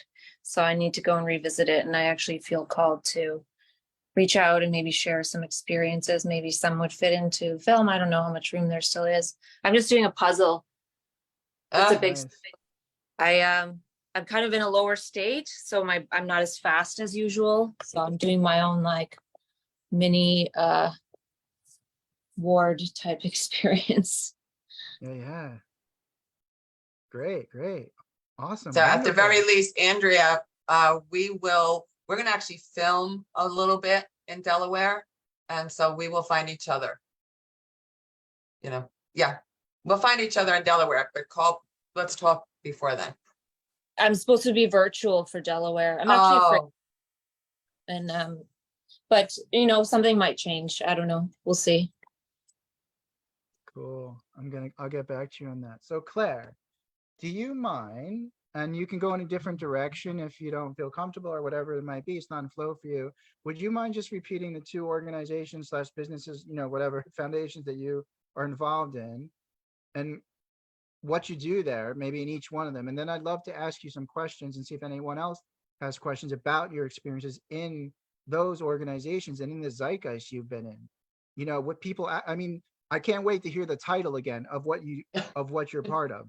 Like the international exam, research of psycho. I'm like, are you kidding me? How epic and legendary is Claire? So please tell us something about. Oh no, I'm telling you, this is exciting. I'm a nerd, right? I mean, I'm a nerd. Tell me. I mean, this is what gets me off, I guess. I also still work part-time at Yale on a wonderful research study looking at the efficacy of making music in groups on the brains of people who hear voices. So that's a fantastic study. And for those who live in the tri-state area and are voice hearers, or actually further afield, we are looking for people who hear voices and can get to New Haven for 7 in-person meetings. And it will help research and it will be great fun. But anyway, so when I speak about that, so we're in phase 2 of a 5-year NIMH funded study. And there's the musical intervention, which is writing lyrics, creating a tune according to a set beat, practicing and working with 4 other voice hearers with an amazing Adam Christofferson, one of whose claims to fame is being Michael Bolton's nephew. Adam's mother has a schizophrenia diagnosis. Is doing pretty well. I've met her. But anyway, so he is amazing. And I wrote a memoir, Hearing Voices, Living Fully, living with the voices in my head, when I was involved with the organizational meetings of the New Haven affiliate of NAMI. And I met people. I kept silence for at that time, 27 years. And I began speaking out because I knew that people needed to know that it was not that hearing voices, having a diagnosis on the schizophrenia spectrum is not a life sentence or a death sentence, depending upon your perspective. As a result of writing the memoir, I was drafted by the next president, who will take over in January, by Marie Brown, who decided it was not the right time in her life to be in her young career to be president of our organization. And so I said, no, I'm not qualified. I don't have a PhD. And the former president insisted. And so it's the International Society for Psychological and Social Approaches to Psychosis, US chapter. It was an organization founded in the 1950s by psychiatrists who were critical of the ways in which the array of experiences associated with psychosis and a schizophrenia diagnosis were being understood and treated. And lots of psychoanalysts in the organization, as well as psychiatrists and psychologists, but really progressive psychiatrists, not those who typically essentially incarcerate people who are in crisis. I also, as a result of my experiences, I learned about the Hearing Voices Network USA, and quite curiously, a lot of the methods that I used to bring myself out of psychosis before I'd ever heard of the HVN are tried and true methods of the HVN. And part of the spiritual nature of my experiences is that I was guided by the spirits of my ancestors, by my spirit guides, I called them guardian angels. And they gave me advice and sort of helped me through a pretty horrific time in my life, 1989 to 92, when my son was just 3 years old. I almost took my own life, but didn't, because my son needed a mother, and I could not force my husband to assume full care of my son, and also to allow him to grow up with the knowledge that his mother was a suicide. So, and another spiritual aspect of my experience is that my life turned when I took responsibility for my young son and said, by golly, I'm going to do what's necessary to make the best of my life and do whatever it is that I need to do. And at that point, I had struggled with depression for a decade, 22 years prior to standing on the 15th floor balcony of a downtown office building. But at that point, things began to get better. And I, have come to believe that it is because for all of the years that I considered suicide as an option, as a way out of my unhappiness, I stayed in a dark place. But when I said, and perhaps I strained a contract that we have with that which we know or believe to be God or the life force. But I began to get better, and I've lost my train of thought, so I'm going to stop. If you'd like to ask another question, or if that's enough. Well, first of all, I want to say I started the evening off earlier. I'm not sure if you were here, saying one of the themes of the second part tonight was going to be the shoulders whose giants we stand upon. I know, whatever. You know what I mean. So what an honor. Let's all give a round of applause to Claire. I mean, you've been in the game for a while. Like you're doing radical stuff. Like you're doing cool stuff. So thank you. Just thank you. I mean, what a pleasure. This is what I mean. This is why the summit and the movie and the movement are something more than just nothing. And it's like, there's something in it for everyone. It's like, I don't want to always go down to the White House and pick it like for Trump or this or the other. I've never been into that, but this makes me want to get up and do something because it's like incorporating my own calling, my own individuation. So honestly, like, I love reading. I love the past. I love people, even from the Yale and Harvard and the Timothy Learys and the Ram Dasses and then the physics that took place in that area.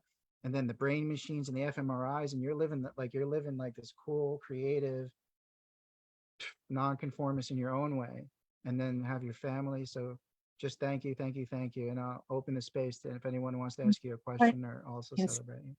And I'd like to say one thing. I was struck when Laura said that, I began hearing voices when I became a spiritual warrior, and that really caught my attention. And I want to ponder that, in relation to my own story. So thank you for that. Beautiful. I'd like to actually just, Claire, I actually would love to connect with you a little more behind the scenes, and we can maybe talk and continue the conversation.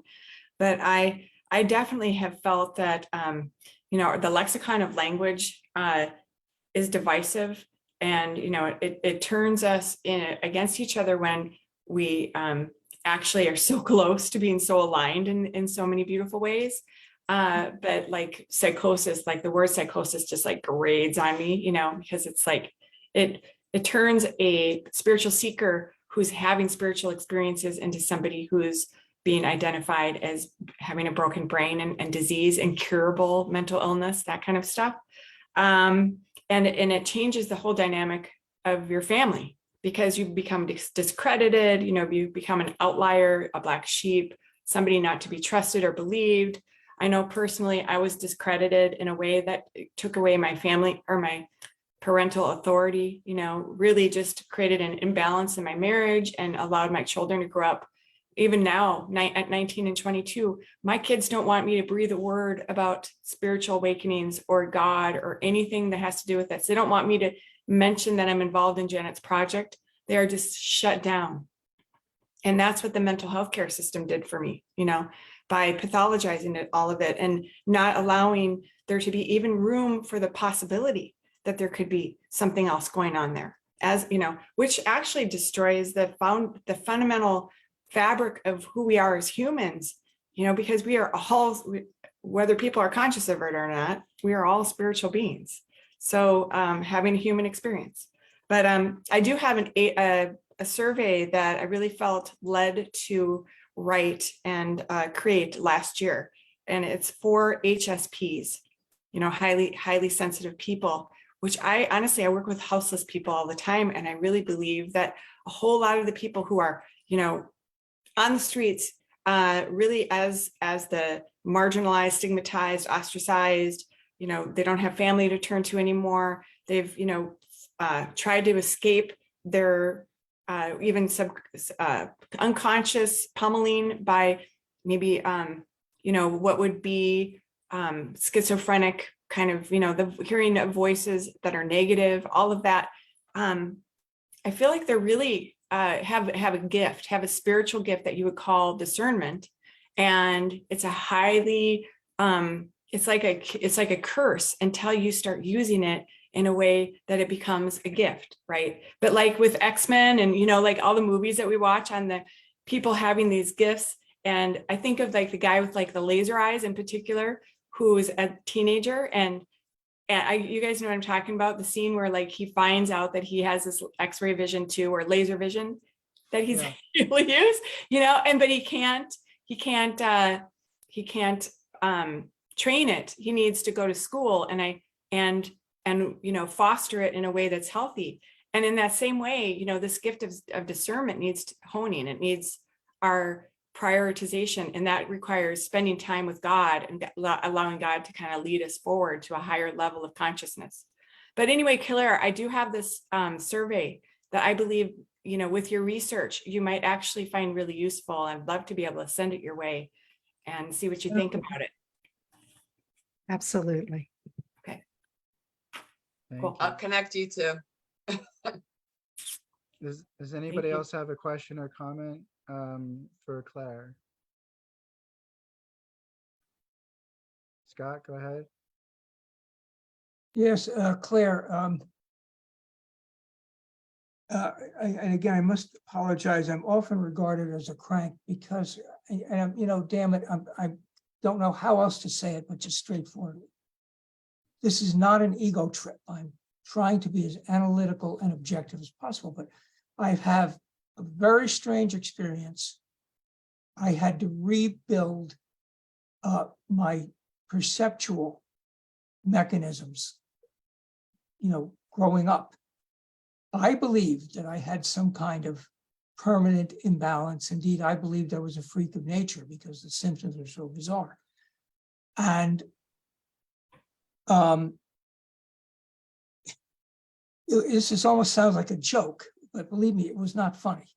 I realized I needed real food and exercise. Yeah, for real. And given the extremity of what I went through, which is very difficult to explain because it's so bizarre, but one of the aspects of this, and believe me, I had so much time on my hands because I've lived on SSI, because my ability to sleep on a regular basis was destroyed by psychiatric drugs in childhood. But I've had a lot of time to work on this. And I would like to email you, if you don't mind, about my experience with voices. I believe in a divine being, but being as a verb. Seriously. Because yes, we're all spirit, because matter is energy. And I've gone round and round, particularly with a few Marxists who don't seem to grasp that spirit and energy are the same thing. Scott, let me bring it back a little bit. I just want to keep it to the question if you just wanted, because we're not going into deep metaphysics at the moment. Yeah, okay. It's cool. We're all into it. We're all into it. It's just I want to just. But I'd like to be able to outline what I went through vis-a-vis voices. And the reason I brought up that other aspect is because I believe that they are neurometabolic phenomena, and yet they are also spiritual phenomena at the same time. There's no separating. There's no difference. And if you don't mind, I would like to email you as to something I observed over the last few years about the voices. Yeah, Scott, that's cool. I'll get her email if she wants to share it. Don't worry about it. I have it. I have it. I already have it. Cool. She makes poems too. She's holding out on you. She makes poems. Scott, why don't you, the ICOS group is going to, the evening group, which I am going to start co-facilitating with Dorothy Scott, and we'll start meeting on Mondays from 7:30 to 9. Come and share it with the group. You'll have more than one listener, you'll have many pairs of ears, and we can respond. And you might not be able to read the whole thing, but we can read, if you read parts of it, we can respond. And Beautiful. that would be great. Thank you, Claire. Thank you. So let's wrap it up then. We're just had a little Keys are in my session, Hillary. purse. Oh yeah. You had a poem, Claire. Would you Oh. you still feel like you'd like to share it? Yes, and now I can't decide which one to share because one is about sort of some of my voice hearing experiences, but I just told you a bit. And I'd like to share this one because it's a bit about the interconnectedness of all things and spirit and the beauty of the planet and all of that. So thank you for indulging me. Yes. So let's see.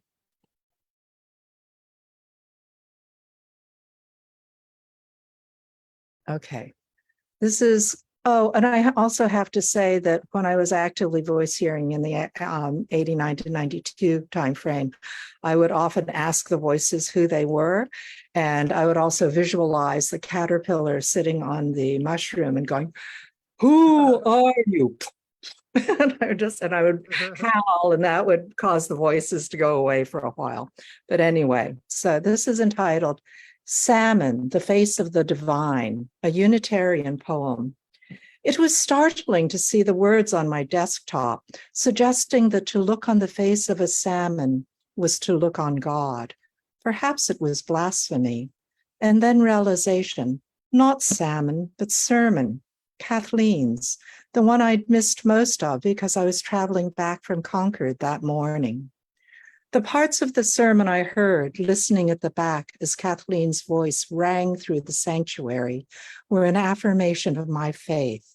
In response to the question, "Do you believe?"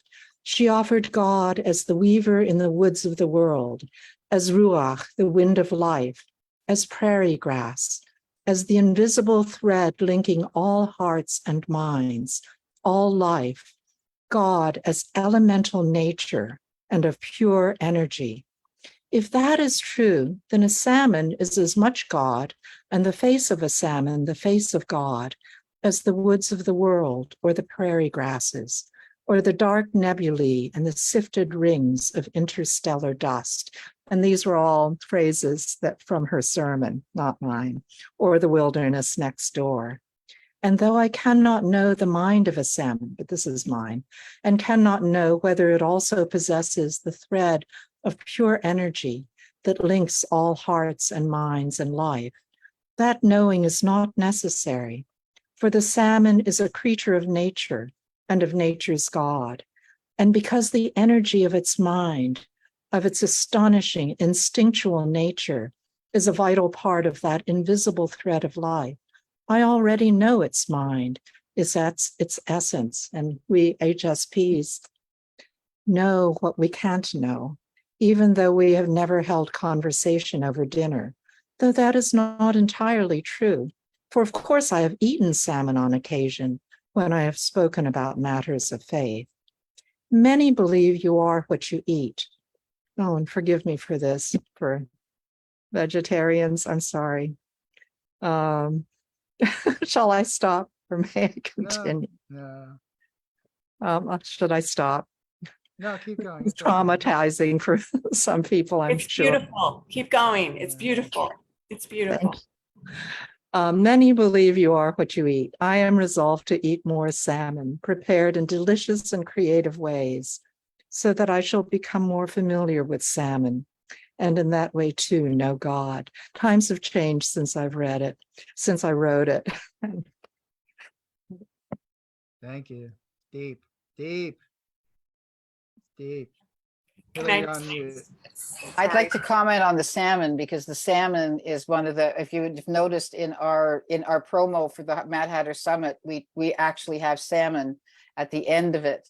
And we talk about the fact that salmon find their pockets, that when they want to go home, they find the pockets of air that are running in the absolute opposite direction of the water stream.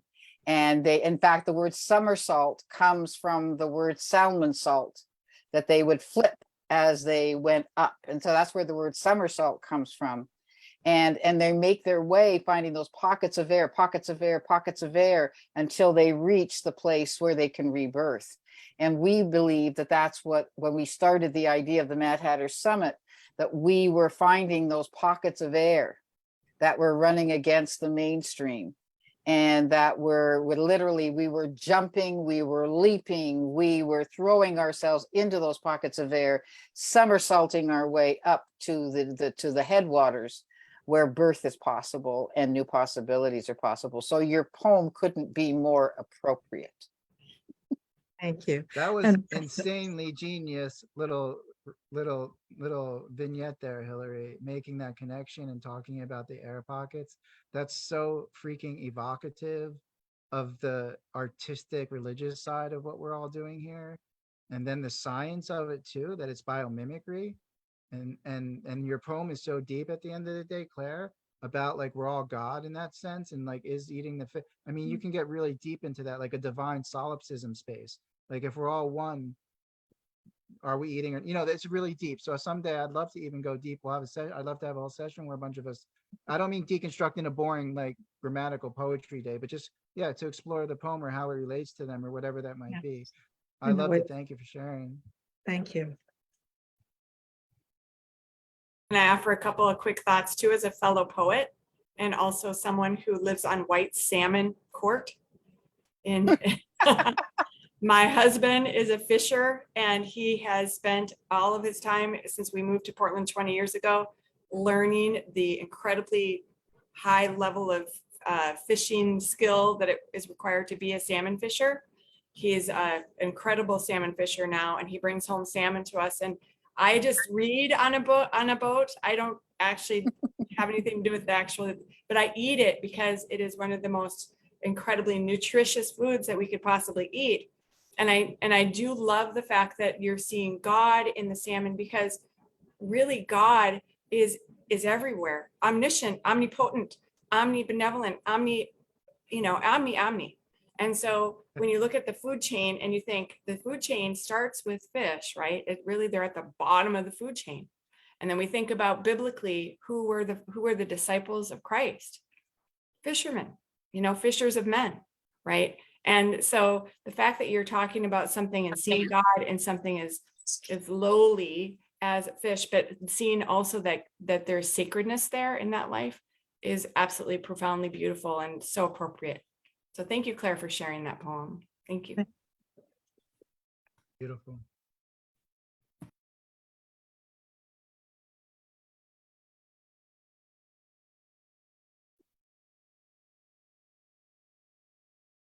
Amazing. Oh, wow. I just left a message in the chat saying there's a completeness to the way that you're facilitating, Brett. And I think it's amazing. You're doing this all in real time. It's very flowy.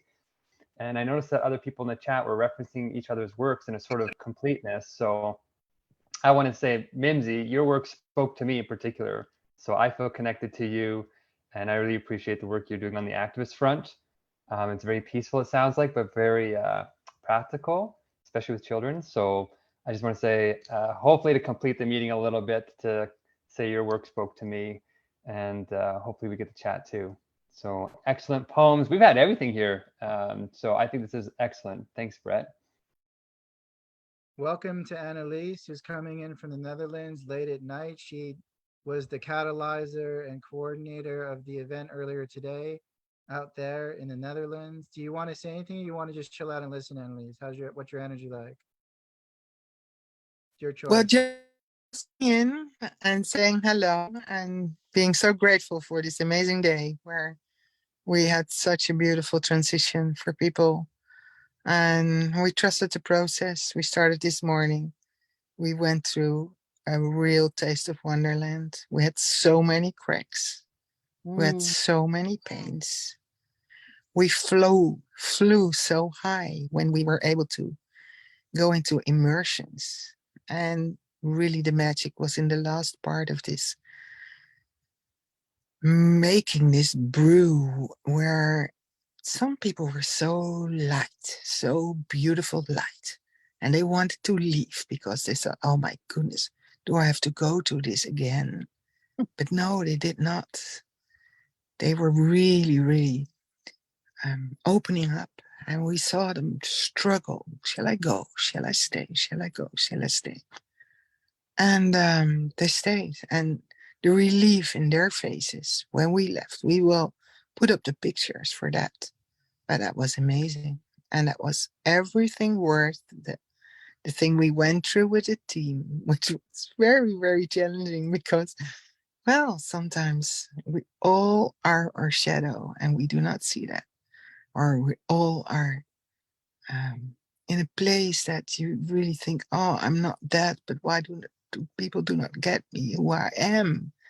And the beauty was one thing that there was some strange things happening this morning because we had announced the Mad Hatter at a local internet page, and then suddenly this morning it said it's not going to happen. It's annulated. Huh? Who did that? So a girl who was coming, she said, "Oh, I love to come. I have all these voices and I have all these things, and I think this is for me." And she wasn't still not there. And I said, "Okay, why are you not there?" Yes, she said, "You put it on this page. It's not going to happen." I said, "Yes, it's going to happen. Please come over." "I come," she said. "I come." And this was so good for the whole team because of she came, because that she came, everything had to be was deranged. We could not, of course, we had organized it very, very optimal at front so that we could fly in the process and trust in the process. But then we had to change anything. And halfway the afternoon, she wanted to go. She said, "I'm so sad about that I cannot live my life in this way, as I would love to be with all these people now we see today, but I cannot in my life." And then I said, "Do you know what you have done for this process? You cannot go. You're such a beautiful gift giver because only you are too late. That makes this whole process renewed. We all have to come from a different place now. We cannot be our controlled self." And that made a difference. And her face when she heard that some people used her quotes to make a magic brew, well, that made my day. That made my day because then she knew, okay, you could see she was so relieved that she had stayed for this particular part. And people used her words and she heard that back. That was amazing. So I do not know what conversation you are all in. I'm really in this conversation of playing the Taste of Wonderland and bringing that to the ground, because I really believe that there's a lot to win here, to open up to, and also to get connected with people who think likewise or work.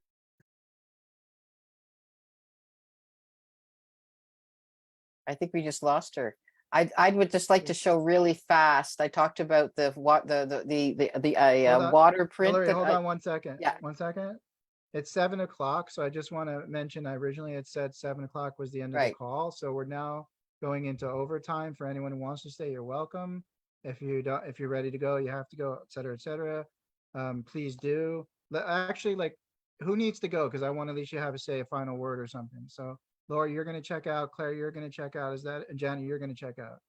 Okay, you guys cool with hanging just for 5 minutes more so we can have the three of you say a final minute or something? Yeah, cool. Awesome. Janet, how about you first? You mind? Just a goodbye, a gratitude word, gratitude, or whatever you might want to say. You're on mute. We want to hear your voice. We want to hear you take what's your takeaway. See you at the movies. See you at the movies. Brilliant. That's it. Awesome. Laura. I just want to thank you guys, all of you, for your bravery, your courage. You know, courage is not about running away from pain, or, you know, what it's really about is knowing that you're in pain, facing it, and walking through it. And that is what it means, and that's what it takes to move the dial forward. We're all pioneers here, and we are going to all have knives in our back because of that, as all pioneers do. But know that you're not alone. You're never alone. And, you know, this is worth staying in the trenches for, and rolling up our sleeves and truly being, like, whatever metaphor I can use here, boots on the ground, you know, to try to propel a healthy paradigm moving forward. So God bless you and keep you, and may God's light shine upon all of you. And I just hope that, you know, that you will be held with love until we meet again. Awesome. Check out Courage is Contagious. That's what I take away from that. Claire, bring it home for your segment. Thank you for being here. Thank you. Thank Laura. you for creating this space and for sharing your energy. And I'm really looking forward to being able to put aside my administrative ISPS US hat and really embracing creativity and possibility, which all of you embrace and embody. So I feel energized as a result of I'm having. so excited. I'm so excited, Claire. I have this thing with my music I made when I was gonna kill myself, and the fMRI machines, and the thing you're doing at music therapy. Like, I'm so following up with you. I might even move in next door to you, and try to win the lottery and get an Airbnb so I can just live there for a while. So yes, thank you for being here, Claire. Thank you, Laura. Thank you, Janet. You're all greatly loved and appreciated. Thank you so much. Thank you. I just want to share screen as people go. This is the footprint I was referring to. This is the message from Water today about a taste of Wonderland. Oh, yeah. And that was putting water in a petri dish and sending a question in. It was about the future of a taste of Wonderland, and then letting it flash freeze. And that's the pattern that came. And to me, it was a little baby. It was a child's foot, and that's got so much lineage, so much opportunity, so many neat patterns inside it, that I just couldn't believe when I held it up to the light and I saw that. It was like, wow. It looks kind of like a cocoon. Little leprechaun. Go ahead, Minzy. A cocoon. It does look like a cocoon as well. Absolutely. Little emoto action going on up there in Toronto. Yeah, who knows? Anyway, I just wanted to share that as an example of what we did in Toronto, and the messages that we were getting, especially from Water today. So Hillary, we've got some people that want to share some art. Scott wants to. Yes. Oh, Mark, you want to go, or you want to say goodbye? Oh, you're waving to Janet, maybe. Okay.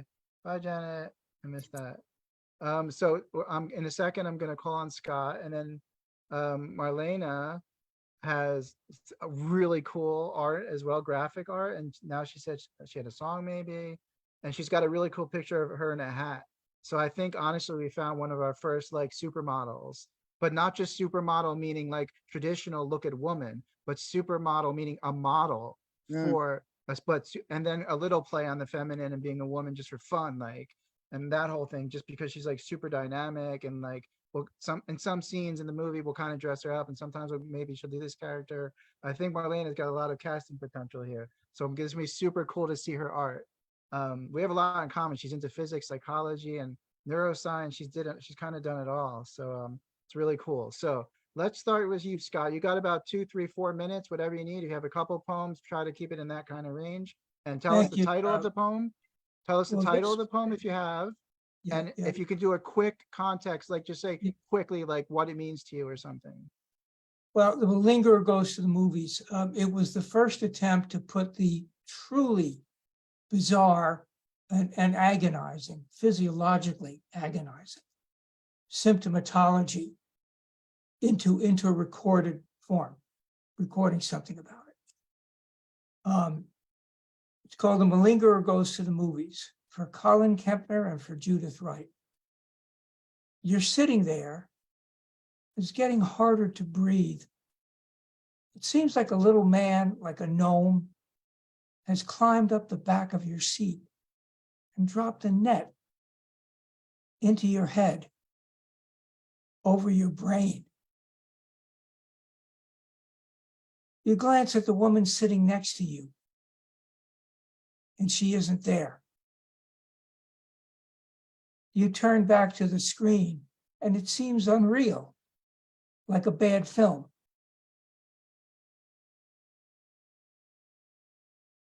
Are you in a theater at all?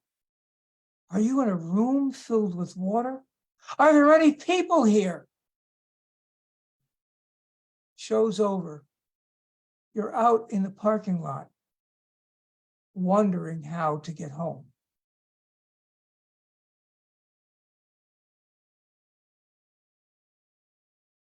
And this one, which is also short, most of my work is short.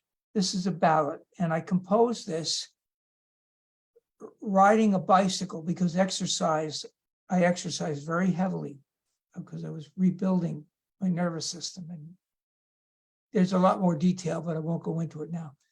But it's called the Wheel Rider's Hymn. I was under the influence of an organic neuromuscular relaxant. That's all I'm going to say. It didn't come out of a laboratory, I'll tell you that.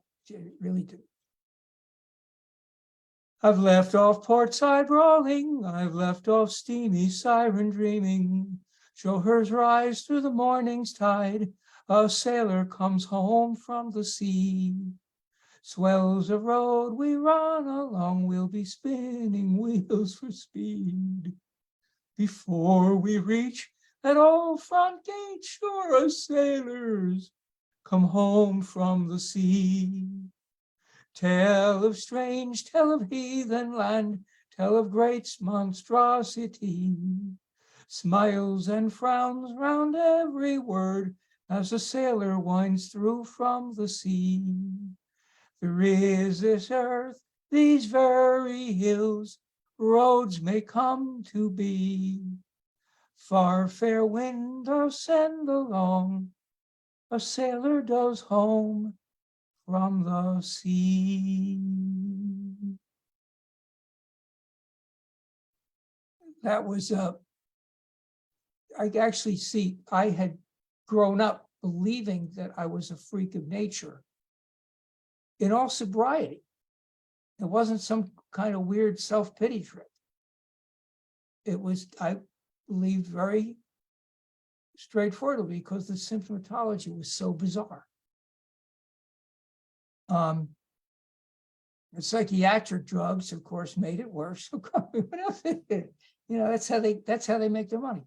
And then I realized through alternative medicine that I could change, that I wasn't a freak of nature. I was out of balance or sick, if you will, physically. I could get back in. And that's kind of what it's about. You know, I was riding down a road on a red bicycle. That's important. Red is the color of creative energy. And I was under the influence, you know, and it just happened. The lyrics just happened. But this, I want to mention that the first version, the syntax, the tenses, I guess you'd call them, of all the words were more rigid. And eventually I edited them to be more of a fluid, to portray more of a fluid process. You see? I just had today 2 people get mad at me because I don't believe in autism as a condition, but as an effect. I don't believe in capitalism as a thing, I think in terms of verbs, not nouns. And if you look at everything going on around us, the politics, the processes that are going on in our bodies, our minds, if you look at all of it as energy, which is spirit, but you look at it in that dynamic, it looks different, truly. And it makes sense. It really does. You know? Thank you, Scott. Thank you. Both pieces were really awesome. Scott's actually a fellow Jersey boy. He's from New Jersey originally. I think he's up in Vermont or Connecticut now at the moment, living. But Well, those were I had to, I don't want, I want to say this because we people in the movement should think about this.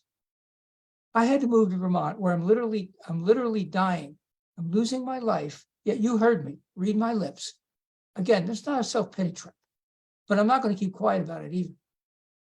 Because I'm unable to exercise because it's just a crazy juxtaposition that I wouldn't be in if various localized entities and housing and urban development, HUD, them, if they weren't committing criminal actions and violating the ADA and keeping people from, such as myself, from getting housing because it's reserved for consumers of mental health. I believe I have not been a consumer since the age of 14. Now, I'm not, I'm not saying that people have no right to go and be consumers of mental health. But in my case, they damn near killed me. I didn't want to give another chance. I did attend a man who was licensed as a psychiatrist, but that's another issue. He was also a mentor. But because they reserve that housing, which violates the Americans with Disabilities Act, it's a violation, it's a crime. They're committing, everyone involved in that is colluding with a criminal act. I had to come 500 miles to get affordable housing. And if I'd known what it was like up here, I would never have done it. But I had no housing. I was living out of a van. Wow. You know what? I'm gonna call Marlene in a minute for more art, but I just want to follow up on this topic first. Mark, do you want to chip in from your experience of social justice and hunger strikes and the serious side of things in terms of just, I'm sure you might want to say something. I would try to do like 3 or 4 minutes or in that space rather than 10 or 20, but unless you don't want to as well, you don't have to, but I want to give you that space. And then Hillary, I'm going to bring it back to you to see if you have reflections. And then if we feel complete or if Scott needs to reply to kind of close the loop, we'll do that. And then we'll move to Marlena's art to honor this space and your journey, Scott. So Mark, go ahead. Yeah, Scott, you're really interesting. And the way I interpret what you've been through, it's like you have an unacknowledged superpower that if you have to rebuild, what children do in a higher consciousness, that's really hard. Like the way you're talking about, it's really intense. And the fact that you're here singing is overcoming obstacles most of us will never imagine. And then to face the socio, political, economic stigmatization and the marginalization, just getting the basic, sustenance of life, while you're already dealing with this huge burden that most of us will never have to even imagine. Is, yeah, you're right, Brett. It's like what all people in the mental health system are going through. And it's like, even if you don't have anything and you're misdiagnosed, the words on a page create a gravity that pulls you down. And you have to, work harder for literally everything.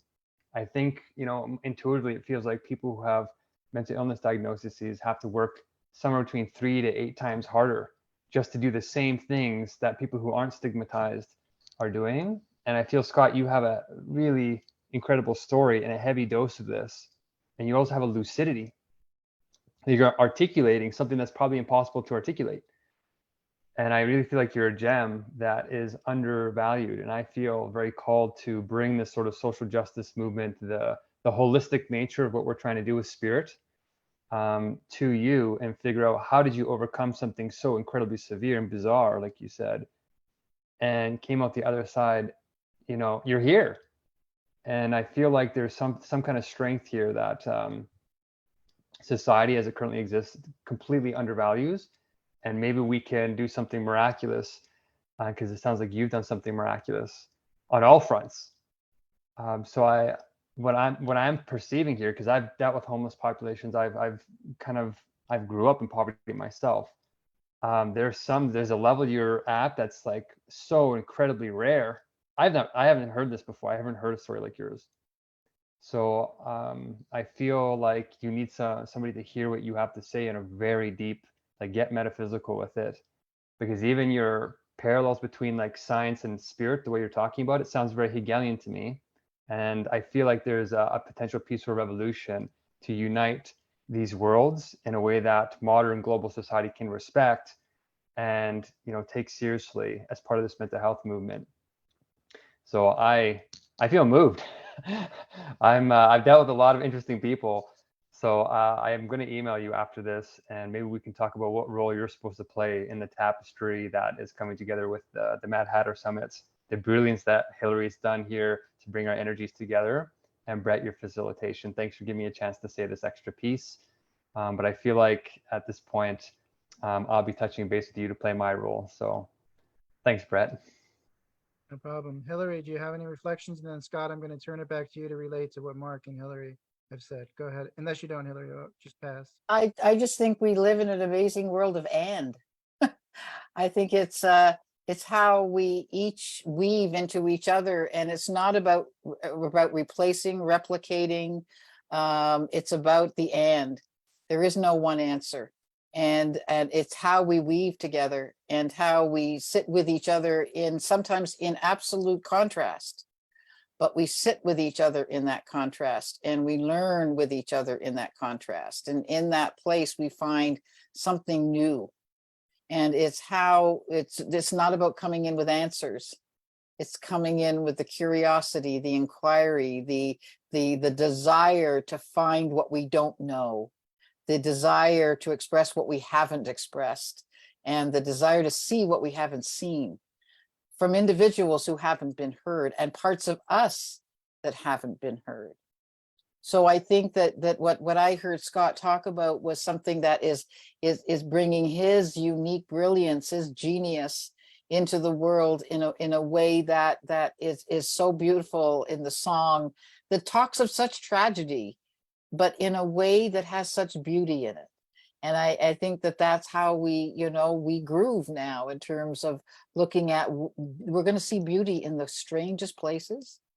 We're going to see beauty in the most interesting ways. And when we stay curious and open and we weave that together, that's why I can't wait to listen back to the recording. I have a feeling there's an amazing tapestry that got woven today.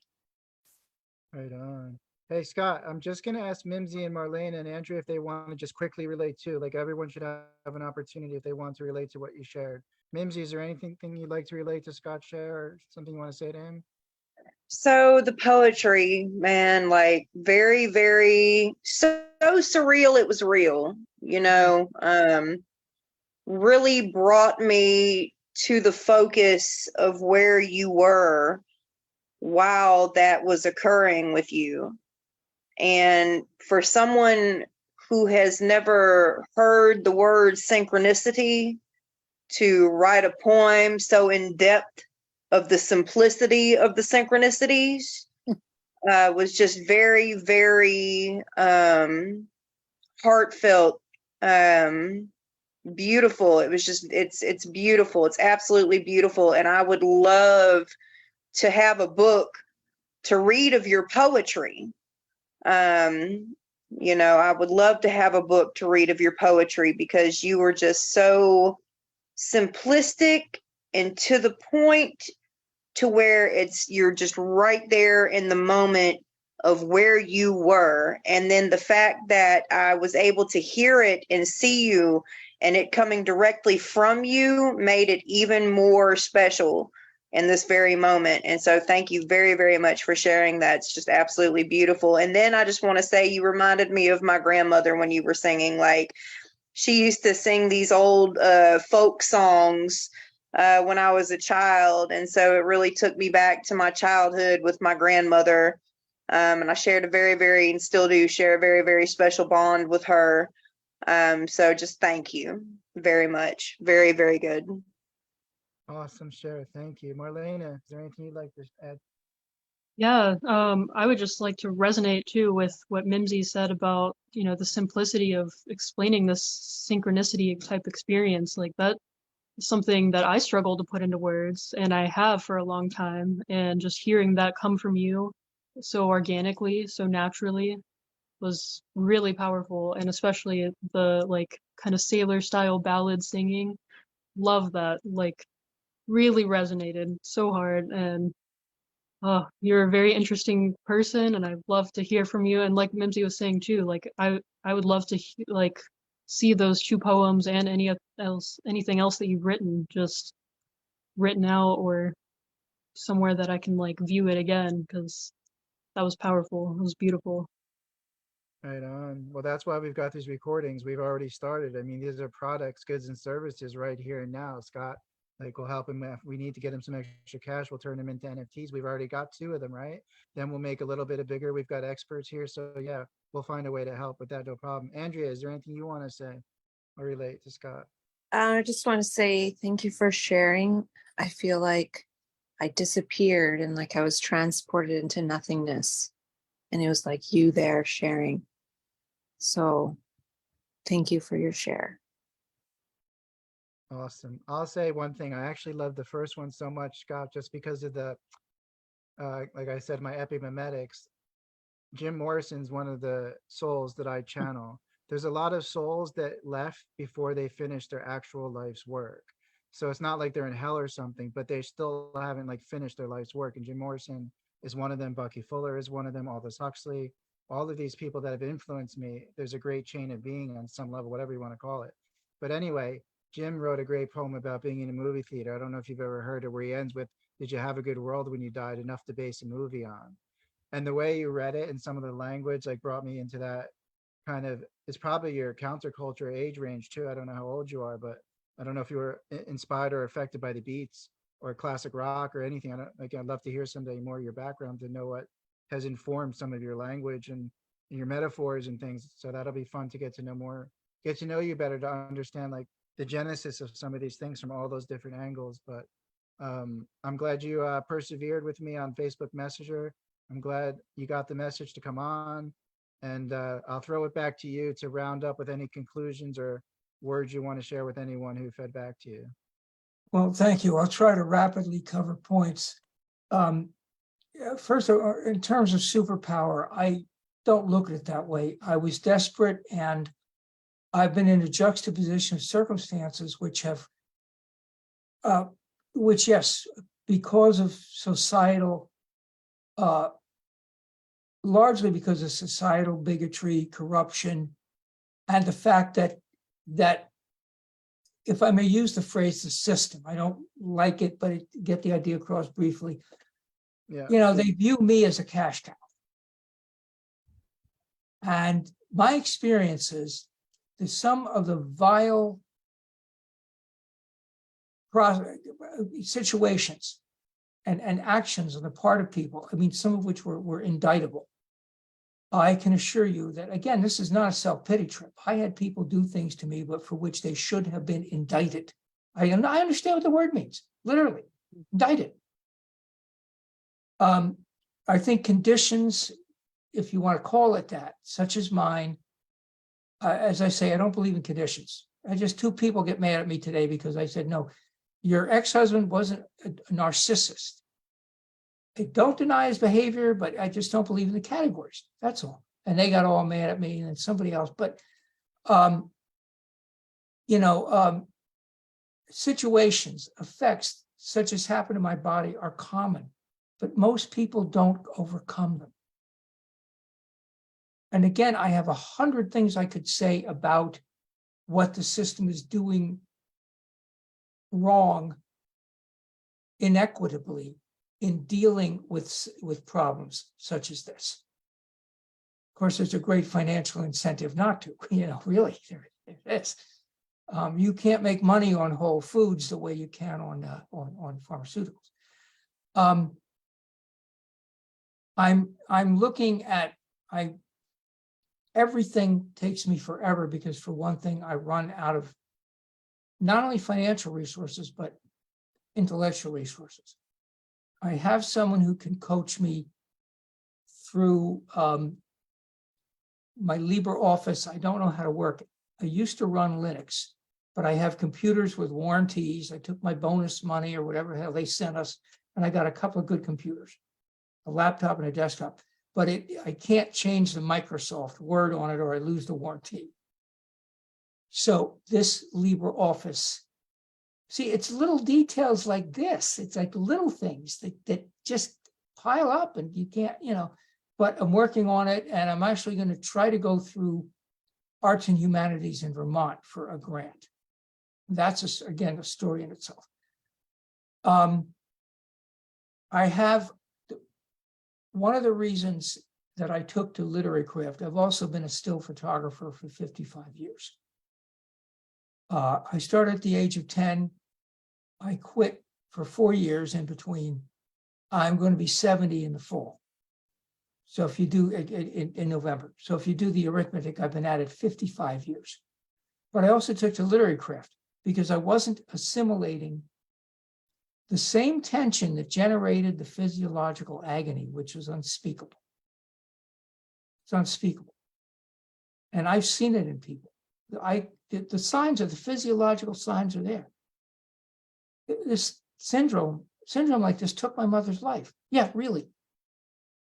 And again, I could go on about that, but I'm going to try to be succinct here. I'm going to look to the arts and humanities in Vermont for a grant,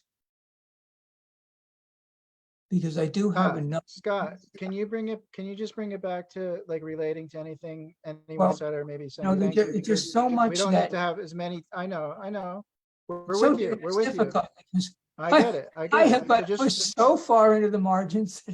I get it. We love you. We're here for you. We're listening to you. I'm just being a little bit hard on you in a fair, good way. Right. I do want to mention to Mimsy, I have even coached very marginal people in poetry and secured a reading for one woman who had never read her poetry to other people before.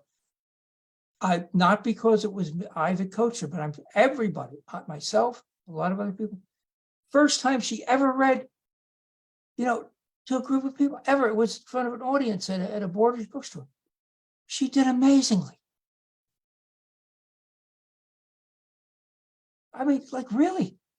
And a few months later, because of the cocktail of psychiatric drugs and heart medications and who knows what else, she was gone. She passed on.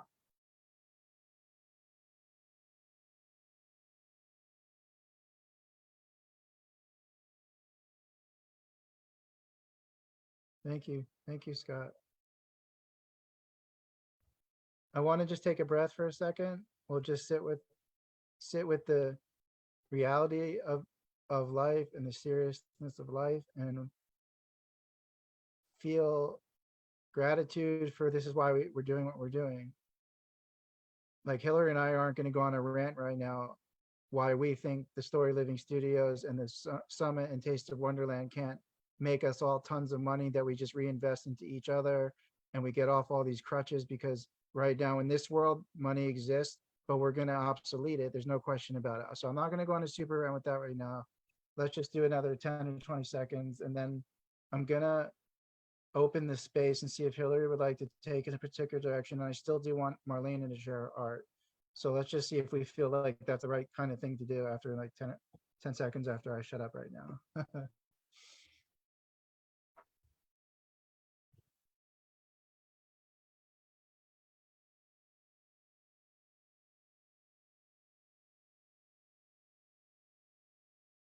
I just think it's really funny that I had this little idea on with my Mad Hatter Strange Brew was open mic but with art, and what we just heard from Scott was open mic with art. And so it was almost like this little funny idea I got sitting in a classroom at the U of T doing a Taste of Wonderland actually manifested itself 3 hours later.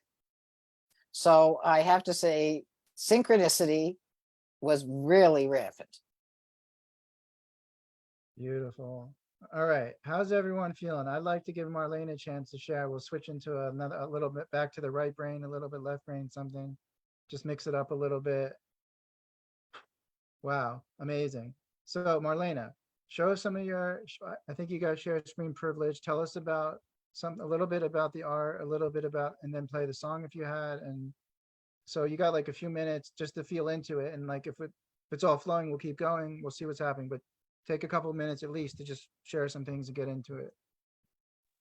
Yeah, so I guess I also realized I have a few like shorter little poetry bits I can share too to kind of like ease into it a little bit.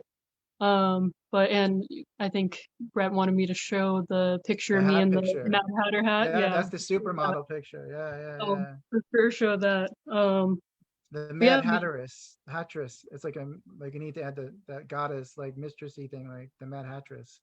oh, I like that. Yes, I'll have to Yeah, start using that phrase. I'm the cat. Um, That's one of my gifts, like casting, central casting for the Universal movie for sure. Well, I would happily take on that role, especially like I don't know if you guys have ever seen the FX TV series Legion with Aubrey Plaza as the Mad Hatter. I would highly recommend it. Super like mind twisty and very, very good. Beautiful film and like time travel everything, very mental, but Excellent. but yeah, Cue the Mad Hattress. let me share my screen. Enter stage right. There we go. Stage zoom center. And okay, so I guess I'll start with a little poetry snippet before I go into the Mad Hatter picture. So I can just read it out. So on some real shit, bipolar can suck my ass. I've become comfortably numb, grown used to feeling depression's weight. It's easy to not take responsibility for building a better, freer life when you're constantly in that hole. Sometimes that hole is unavoidable, no matter what measures you take. But perhaps I've come to realize I place myself there because it's comfortably numb. And then I realized I had not been living. I had only been enduring. You can't rush your healing. Darkness has its teachings. I may not be your manic pixie dream girl, but I do know one thing. Hey, maybe all this shit isn't about you. Excellent. And then another little snippet. Sorry, this is on my Instagram. I kind of put my poetry out there on Instagram randomly or Facebook, but Cool. this short little one. Street professors, ghetto scholars, embrace yourself. The only proper response to existence is radical humility and surrender to the mystery. Right on. So with that, bring us over Enter the to Mad Hattress. the There she Mad is. Look Hatter. at that. Is Mad that not Hatter. the Jan? Is that not the Janis Joplin of the meta modern Mad Hattress or Absolutely. not? Right? Absolutely. Am I right? And a little Love sound of it. music. A little sound of music, right? She's in the mountains and stuff. Like Mary Poppins meets the Mad Hattress and stuff. You got a script there. No Oh, yeah. doubt. Look at yeah. There's only two Flower- hats. Flower power. Oh, there was something in the first. Can you go back to the first one you read? Oh, There was yeah. another synchronicity I just wanted. Oh, the comfortably numb. When I in high school, when we graduated at 18 in Jersey, we all got to write a statement like for the future. And I've been doing more of my inner work lately, and I realized like I forgot that even when I was in a deeper depression, like I never acknowledged it in a sense. And I wrote, I had become comfortably numb on that. And then, as you might know, or people do, the original singer Pink Floyd ended up having a schizophrenic experience, and a lot of their music is about their emotional relationship to him, actually, which some people don't know, like Dark Side of the Moon, Wish You Were Here. That's all about their high school friends. So yeah, so there's, again, the epimemetic connections between all of us over the years with pop culture and everything like that. Super cool. All right, what else you got for us? You have any songs or any more picks or any? Yeah, I guess I'll go with the art first. Oh and yeah, the art. I wish I'll close we with could the make song. this bigger. Yeah, is it really tiny for you guys? I don't know. It's okay for now. I mean, this is cool. Yeah, go through a few of these. Actually, Okay. talk about a couple, but go through all of them because they're Okay. freaking awesome. Yeah, sure. So yeah, I'll talk about maybe 3 or 4 of them, something like that. Yeah, But yeah. this is the first one that I made when I was coming out of my first episode, quote unquote mania, hospitalization experience, and intense time travel, very spiritual experience, seeing spirits, whatnot. And I have dabbled in the psychedelic world before and after this experience too, so that's kind of where the Amanita muscaria, I might be mispronouncing that, mushrooms come in on the bottom, although I haven't specifically used that kind of mushroom. But to me, this represents kind of the Buddhist concept of mutual co-arising. And, you know, I have a background in physics and psychology degrees. I was super interested in inner and outer worlds, what is consciousness, kind of logically ended up at leaning more towards a more pantheistic kind of view, or panpsychist, I should say, not pantheistic, panpsychist view. Kind of the idea that there's an all-pervading consciousness, right? And so that really inspired this artwork. I kind of just flowed with whatever felt natural. And this just kind of came out. The little dude person, multi-dimensional being, I'll call them, didn't come until much later. It just started with the neuron tree. Like, I kind of think of it as a tree Right. and a neuron at the same time. Nice. Yeah, totally. I would have probably subconsciously thought that anyway, but now that you say it, of course. Yeah, I mean, and I titled this piece "All-Seeing Neuron" on purpose. Oh just man, it's like Terrence McKenna meets Dali meets Hunter S. Thompson and shit, and Frida Kahlo, all Oh my putting God. together. I don't mean to, by the way, to compare. I just mean inspirationally. Like, No, I mean, that's a compliment. Thank you. yeah. And then I guess this one I'll share about too. It's kind of relevant. It's perfect Also, for fractal impact entertainment. Yeah.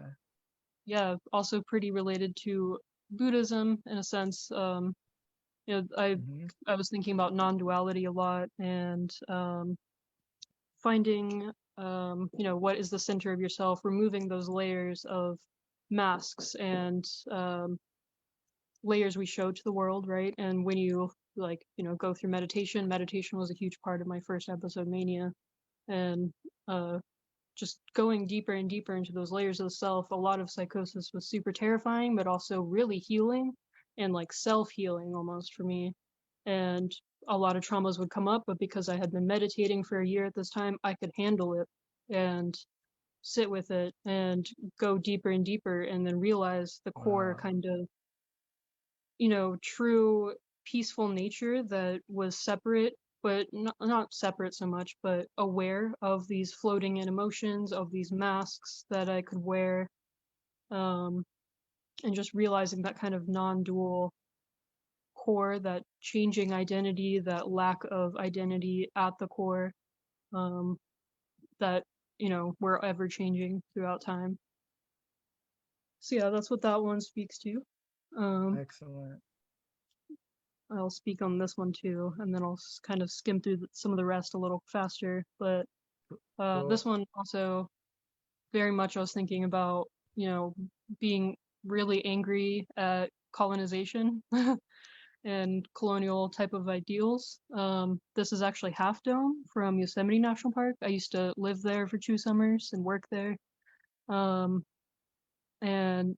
so that's a very special spot for me. It was based off of a picture I took. We hiked to like 30 miles in one day, and Wow. barely made it to this mountain right before sunset. Right before. So we were like sprinting up. If any of you guys are familiar with Half Dome, like right in the middle, kind of like where these colors split in real life, there's like a giant ladder that goes up the mountain, and you have to wear gloves. Some people even clip themselves in to go up it. But most people just walk it and wear gloves, because it's like these boards every 10 feet or so, every maybe 6 to 10 feet or so, and cables, and you just have to like go up the side of this mountain, and if you let go, you will fall like 1,000 feet off of a mountain. So we were like sprinting up this and everything, but it was a super beautiful ethereal experience, and just kind of that, like Yosemite in general, or so-called Yosemite today, very much speaks to this energy of like spiritual connection. That's where I found a lot of my first spiritual insight, was like out in nature, out with friends, exploring, but not conquesting, right? So that's what this piece speaks to. Awesome. Do you mind stopping your screen share for a second, Marlena? I just need to check in with something. Yeah. We're gonna do a commercial break for a second, because I think Hillary needs to go soon. So we're gonna give her a proper send off and a proper thank you, and anyone else that wants to stay longer. I still got enough energy to go a little bit longer. So Hillary, do whatever you want to do, say whatever you want to say, ask a question if you want to. It's your gig until you hang up. Well, I just want to say huge thank you to everybody for being with us today. And I have to go. I'm exhausted. It's been a very, very long day, and these are very tough experiences to facilitate. They're very intense. They're wonderful and they're awesome. But just as you saw Annalise, they're very intense. And so I'm now in a place where I just probably need to go make dinner for my son, who is the reason why I do this work, and myself, and just have a rest. But I did want to do a shout out to you, Brett, for this amazing day that you have. This is what we talked about doing, and in terms of we would have the events happening on the ground, and we would have a broadcast, and you brought the broadcast, baby. And thank you so much, because it allowed us to go do what we did on the ground while you were doing this very important part on air.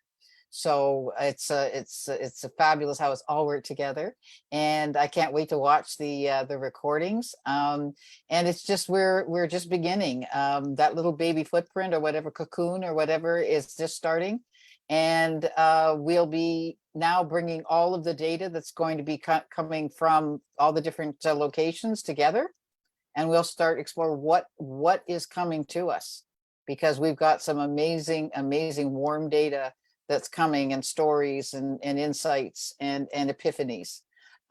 We have lots of epiphanies to work with, and in fact, I think we're only working with epiphanies now.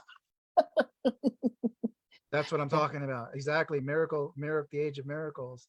Yeah. I'll just say, Hillary, in case you want to say one more thing, I'm going to just say, and we're going to start trying to edit this footage with all the other footage as soon as possible into a documentary that would be good enough to win like a film festival. And when I say good, I don't mean comparison. I just mean quality, fun, enjoyable, some kind of impact, and to get some find some philanthropy, crowdfunding, whatever it is, to get the show on the road. Because like we're saying, no joke, we're not resisting money as much as we're not resisting anything else. Like, we're gonna get our asses in gear and use all these different skills, like people said, like Josh when he spoke. As long as we have people that have all these different skills, from business plans to economics to physics to all this different visionary and artwork, we literally have a marketing agency right here among us. And an all-purpose agency, like even using the word agency like a will, like that's kind of what this community is. Also, the initial community especially has to help bootstrap. So like Hillary and I and some others have done the best we possibly can on no funding for ourselves and all that stuff to get to this point. And it's clear to me there's more people ready to step up, like Laura Lee said, and Marlene, and that understand we can do this, and not everyone has to do everything all the time.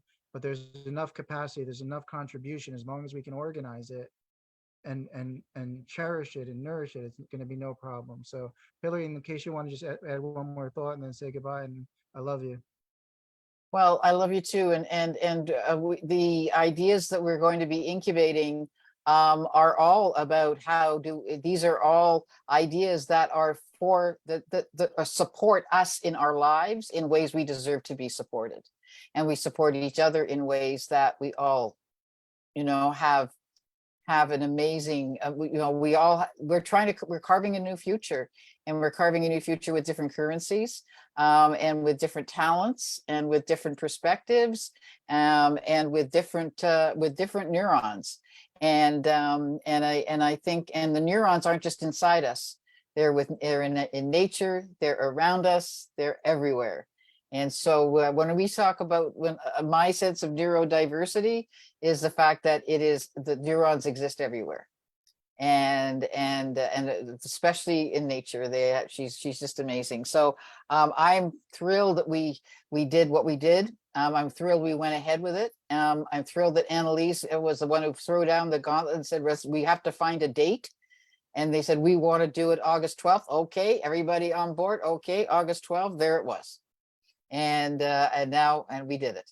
So there were times when I didn't think we would in reality, but we did, and we're far better for it. So I'm excited. I'm excited to go to harvest now.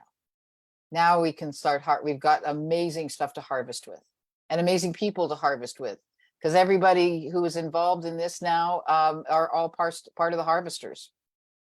So it's going to be grand. Awesome. Have a great night. Go take care of yourself. Have some nice food and sit back and watch some silly TV or some. I'm weird going to stuff watch like very that. silly TV. I'm there, in fact, very, very silly TV. So That's good. thank you all so much. Love, love, love, and love Brett, and love Mark. Like, amazing. Take And care, Minzy, I Hillary. haven't seen you in such a long time, Minzy. I have it's been over a year, Mimsy, since I've seen you. I know. It's probably been much longer than a year. Yes, probably. Probably. But it's lovely to see you as always, and I'm glad you're here. Well, thank you. And it's like, but now we've got, we're all on this amazing journey together now, and we're all going to be bringing new things and new perspectives and learning together. And we've got what talent? Look at this screen. Look at the talent that just sits on this friggin' screen. It's awesome. Yes. Yep. Ditto. So, mwah. Take care, Hillary. All right. I realized by listening there at the end, I'm getting quite tired. So I'm going to be ready in the next 5, 8, 9, 10, 12 minutes to sort of wrap things up. I'm going to give everyone an opportunity to put something on the table, either a quick question, a quick comment, something that either sparks a couple quick popcorny things or whatever, or take your whole 2 minutes and forever hold your peace thing. So Mimsy, go ahead and whatnot. How often are these meetings being held? Do we have a set schedule, or is there somewhere where I can view when these meetings are being held? Everything is different after this weekend, where Hillary and I and some of us and some of you, as accordingly makes sense, like we're going to have to figure out what we want to do next. Like we don't really have a plan for, like, this was specifically, instead of me always kind of doing strange little podcasts and maybe no one watches, it's like, let's just do the summit. Let's have all these great conversations. So we have to figure out. I will say on some level, we will certainly follow up, of course, because it's just like the next thing. Like we're definitely, so yeah, we'll follow up in some way, but I actually honestly don't even know what that looks like. But if there's enough of a demand, like if 5, 6, 8, or 12 people show me that they might be interested in doing this every 2 weeks or whatever it is, then I'm more willing. Like I need people to put skin in the game. So anyone watching this, or any of you, my apologies if it ever comes off with different or otherwise, because we're all doing our own thing. But the support I need to play my role in the movement is I need people to like ping me and show up and say, I can do this. Like I can talk an hour every 2, whatever it is. It could be the smallest thing or a big thing. I don't really care, but I need to know and I need the support. Otherwise I'm wearing too many hats, and that's not how I want to live my life anymore. I don't want to wear every hat just because I'm some kind of fucking entrepreneur or it's a startup or whatever the hell other language. I'm here to do my role, and we all are, and that's what I've loved about today. So yeah, we'll follow up, Mimsy, on the group, and if I ever see Okay. it not like once you see it that you don't see it, then I'll message you personally. Like if I feel like Okay. maybe you've somehow missed something or something like that. And I'll Yes, create a definitely mailing reach list at out. some point too. That's what I need help with, things like that, even like CRM. Like I don't want to do that right now. It's not my thing. So yeah, I'll follow up. Mark, you want to say something? Yeah, I was going to say, Mimsy, if they don't have meetings, we'll snatch you up right away. Same with you, Marlene and Scott. There's there's like probably, I would probably say 6 big teams that are kind of organizing. And then the Mad Hatter Summit was a nice team here. And between all of us, I think we have enough here to do something really big. And so there's this sort of like universal New World spirit, which is the more activist side of things, where everybody's talents, like I think we have about 30 teams that are growing. And depending on what you're good at or interested in, we're just going to see if it works for you. And then if you want to lead it, or, it's about a self-determining thing. But all the talent that's across all these teams really could do something global. And I think this summit style has the right stuff to keep going and do this kind of catharsis. So there's a lot of stuff behind the scenes. And if Brett the Mad Hatter stuff doesn't go the way that it did this year, then we'll revive it for next year as a part of this New World Spirit stuff, like the mega team.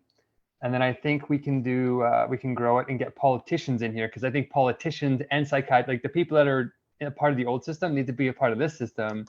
And I was really hoping we could have got one politician or something in here, but the idea only came like 2 weeks ago. But next year, they honestly, we need to call them out. When I say call out, I don't mean like the competition. We need to make it clear that we want to speak and we're inviting. It's a safe enough space.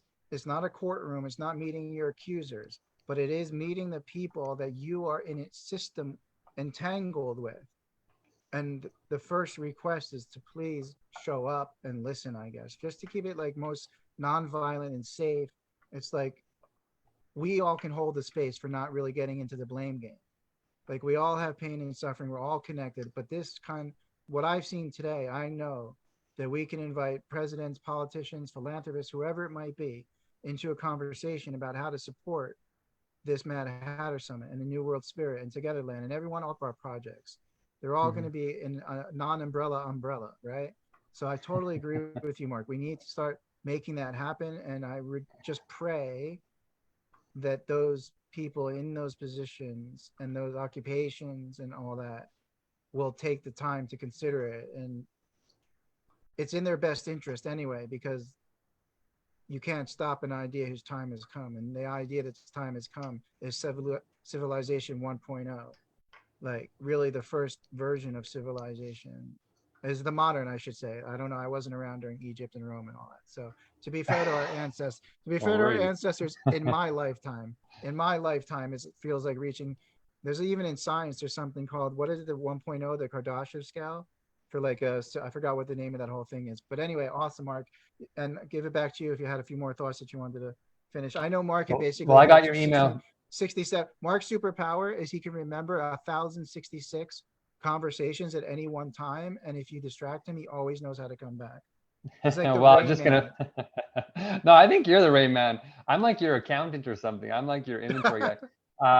I think Marlene, I got your email in the chat, and then Minzy, I think somebody on the team has your email somewhere, so I'll get in touch with you through them, or if you want to private message me. But I'm really kind of intrigued here. I think this child activism thing is really cool. I don't think I've met anybody quite doing it like that. So between you and Scott, that's really interesting. And Marlena, there's a cool art project that kind of resonates with what you showed us. So I think it's really cool. So I'll just end there. And I think there's a way forward from here. Cool. Scott, man, what do you make of everything? What do you want to chip in here briefly about, if anything? Well, I just want to warn people. I'm a very controversial character.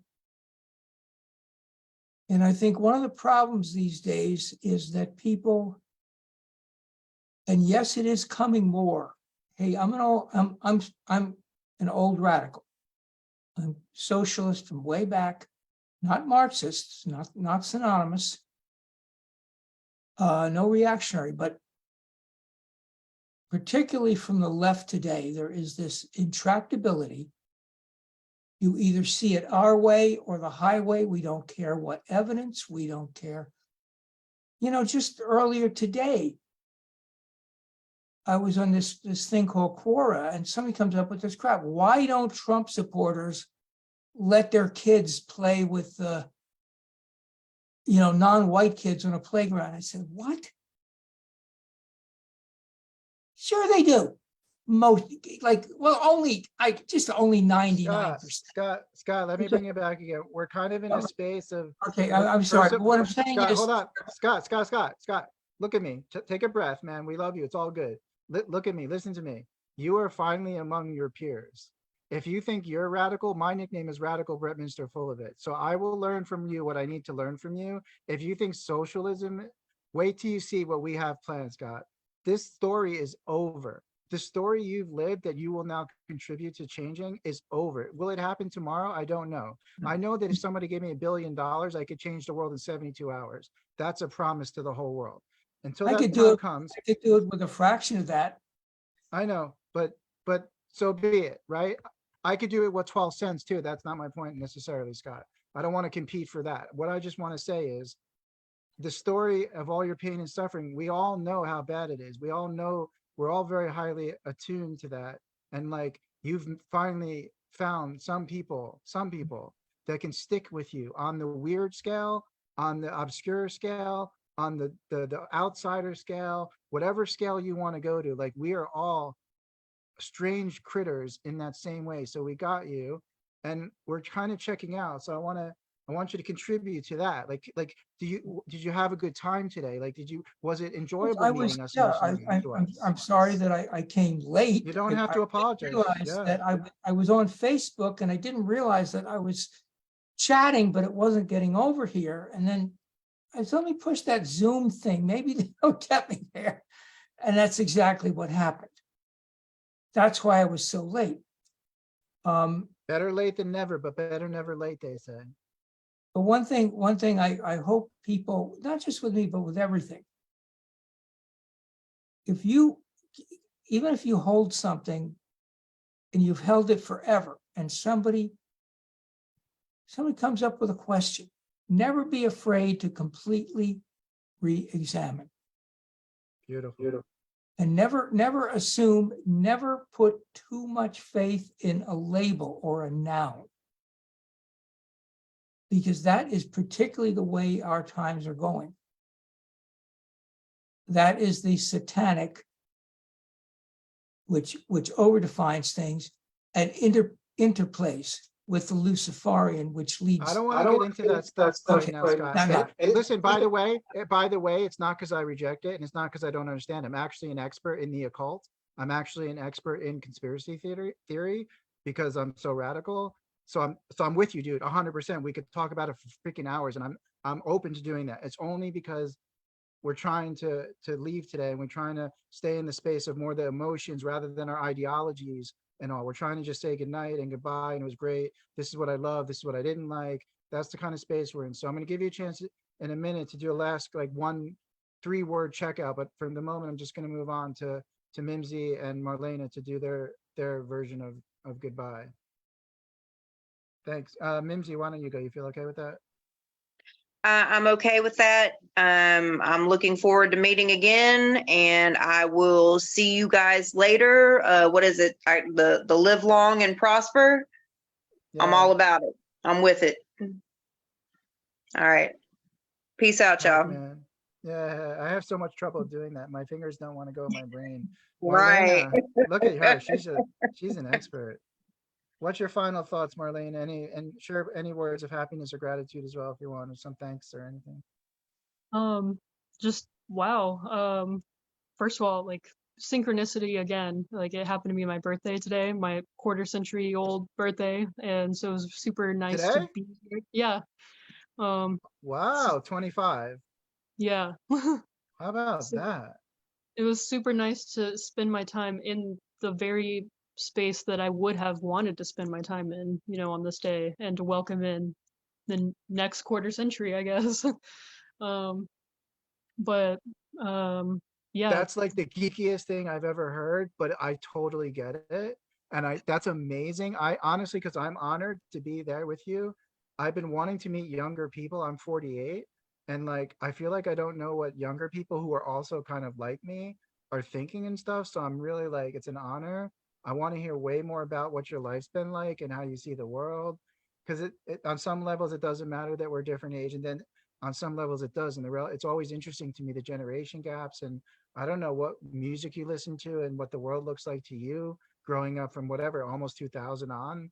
I'm in the middle, I'm Generation X. So I like to describe my generation because I think we have our unique special. And I like to hear how everyone might metaphysically kind of existentially look at their, just for fun, by the way, not super academically, but I like that whole thing. So what a pleasure. What a gift for us to spend it. Happy birthday. I'm not doing the whole thing. I don't like it. Happy birthday to you, man. Happy birthday. Maybe a year of your greatest expansion, growth, peace, prosperity, love, beauty, joy, and all good things mysterious.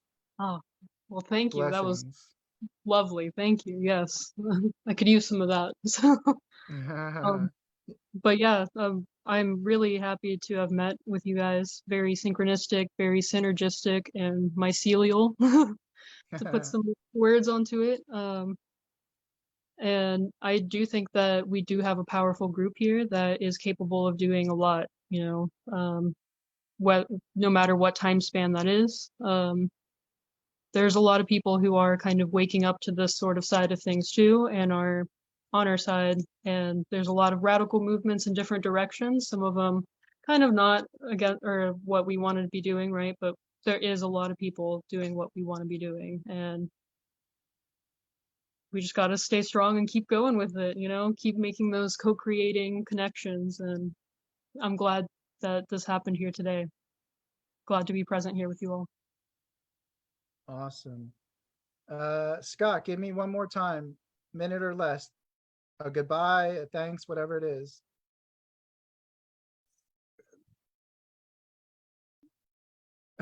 Three. Beware of woke. With the final words have to be the social commentary. Love it. Beware of woke. I'll take it with me. Mark, your final sentence, 2, 3, 4 sentences, whatever it might be. Yeah, I guess I'll end on this note is, you said earlier, Brett, I'm amazed. Like the way you did this, I'm like, wow, it takes a lot of acumen to do what you've done here. But I'll end on the note that you mentioned about miracles. We need a sort of miracle because we're in a pretty serious situation. So I think what we've seen here today is, a miracle is happening and we all are the spark. So I think that's a good one to end on. Awesome. So I'm just going to say a few words to close out the evening, close out the Mad Hatter Summit, I guess. Wow. I mean, it's going to go down in history at some point. So the 4 of us will be the last Hatter standing when Brett gave his final soliloquy, which I'm under pressure feeling now. I'll probably end up just hitting end call and leaving you guys with a Brett hanger. But what could I possibly say? I will say when I get off, I'm actually going to show some videos from Malawi this morning if I can get them to work. I might show the video again of the Malawi, what we did last year in the Mad Hatter video. So I might just keep playing some videos for people that want to listen or check out, or just in case someone hops by. So, but this will be my final words. First of all, Mark, Marlena, thank you for co-piloting with me most of today on both calls. Forever grateful for that. Extra special icing now on the birthday cake for Marlena. That's super awesome. 25, nice round number. 7. Mark, like I said earlier in the day, we were kind of new friends, but feel like old great friends. And I'm just so happy you ended up being able to co-pilot today. Like, I didn't know what would happen today. I just knew I had to come on and try to hold the space and do what I could. So thank you for really playing the Andy to my Conan and the Conan to my Andy. You're probably more Conan actually, right? I guess you're definitely tall and like I'm more Andy. I'm all fat and pudgy, so I guess it's probably most likely that. But thank you so much, Scott. Thank you so much for the perseverance to find that Zoom link. Your poetry was great. Your singing was evocative and heartfelt. We all understand to varying degrees. Of course, we're not here to compete for suffering, but you can rest assured we understand for the most part the suffering that you've endured, at least on some level enough to know to say that like we're sorry that that's happened. And we just, I guess the only thing most of us can do is try to make it better for the younger generation. And that doesn't mean leaving ourselves out. I'm not into that thing. I just mean like generally speaking, next 7 generations, the future's always coming, right? So like we have to somehow figure out how to live in the moment while designing the future at the same time. I'm just going to bridge to that saying the Mad Hatter Summit Taste of Wonderland is about designing really the best case scenario future. In physics, high level physics and quantum mechanics, they talk about like different realities and different probabilities and a wave collapse to the one. How art is fact, right? Artifact. We're here to produce artifacts because artifacts are what are the actual currency of the manifest world. So we're going to, an old school way, take the power back. We're going to do it non-violently. We're going to do it in such a strange way that we can't be caught. And I say that for fun. We're going to take back in a fun, gamified way. It's just a story, right? We're going to take back our innocence and our agency and our creativity. So the Mad Hatter Summit is all about good times, good fun, unconditional love, and somehow manifesting this beautiful world, as they say, that we all want to live in. Thank you, anyone out there who's been with us. Thank you to everyone who's helped out during the physical spaces today. You're all legends in my own mind, so I really appreciate it. And I'm going to play a video in a second, but you're more than welcome to stay or go, but I'm going to stop talking in a second. Thank you so Thanks, much. Brett. See you guys. All right. I'm going to try to show a video that we got sent from Malawi this morning. Let me see how easy this is to share my WhatsApp screen. Let's see. Share sound. I was gonna also add, if you wanted me to share the song at all or in any form or fashion, I'm open to doing that. If not, no pressure though. I don't want to like be like, listen to my song, everyone, right? But just throwing it That's out cool. Yeah. I would say it depends on how long I end up like staying here playing a few videos. I know I'm down with giving myself a break from talking and showing these other things, but if I end up just doing this for 15, 20 minutes, then definitely 100%. Like if I realize I'm too tired after like this video, then I might just head out. But I get you totally. I'm down with it. Trying to Okay. find the play button. Actually, trying to find the play button. I don't know where it is. Oh, my Zoom panel is like in the way or something. All right, let's see. Come on.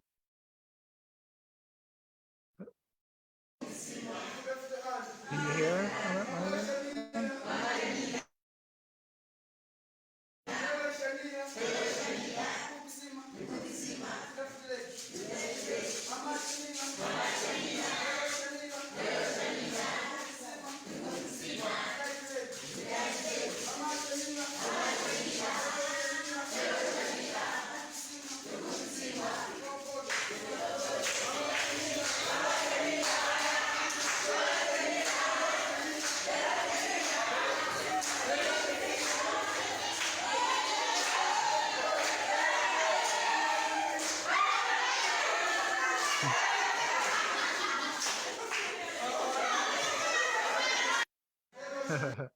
That was our friend Brown and his community out in Malawi, dancing and singing this morning as a sort of ritual and evoking of the whole day that we had in the Netherlands and Toronto and California. I'll just see if any of these other videos will play. Try one more. Oh, there's a picture. Let's see. That's the looks like. Oh, where is it? Oh, that's in Toronto actually. So we're going to have all of these artifacts coming out of all of these things to make some art with, which is going to be really cool. Let's see. I'd like to see if we can see Malawi, the outside of Malawi. It's always so vibrant there. They're just hanging out, like doing nothing, like just hanging out. And it's just like beautiful colors. It actually reminds me of your art a little bit, Marlena. Right? Like, you know, the color scheme and somehow like the simplicity at the like calm juxtaposition or something. I don't know. It's quite actually reminds me of your work. I can see that. Yeah, I can definitely see that. I mean, I could see you making like little figures by that rock, but it was more like a different scene in a sense, like your style with those colors. This is some of the people in the Netherlands. They had dinner together. So just to reiterate, we all know how powerful things are in person. And that's from Toronto. Unleash your genius. All right, so that's that. Yeah. Let's play your song. You play it. You go ahead and do it. All right, sure. Share this again.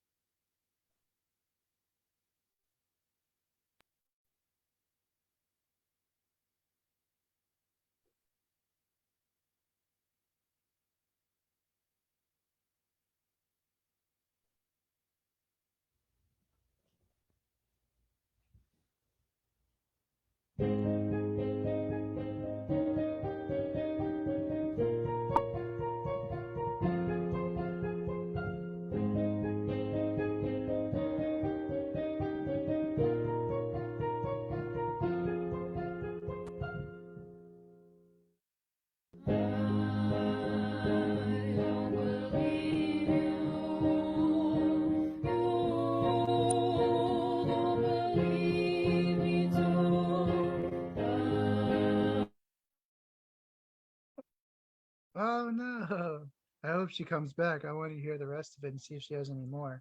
Scott, I know you have to go. You might as well go now. We were the last two New Jersey boys standing, so that's got to mean something, right? Got to mean something. I don't know what. Thank you for showing up. All right, so I'm in after hours now. If anyone's out there and happens to come by, just gonna give Marlena a chance to come back. She was just sharing some of her music, which was really cool. So hopefully she'll hear me say, yeah, I hope we can make some music together. That'd be amazing. And I think I'm going to just play a video right now in this after hours and see if Marlena comes back. So let's see, related to the Mad Hatter Summit.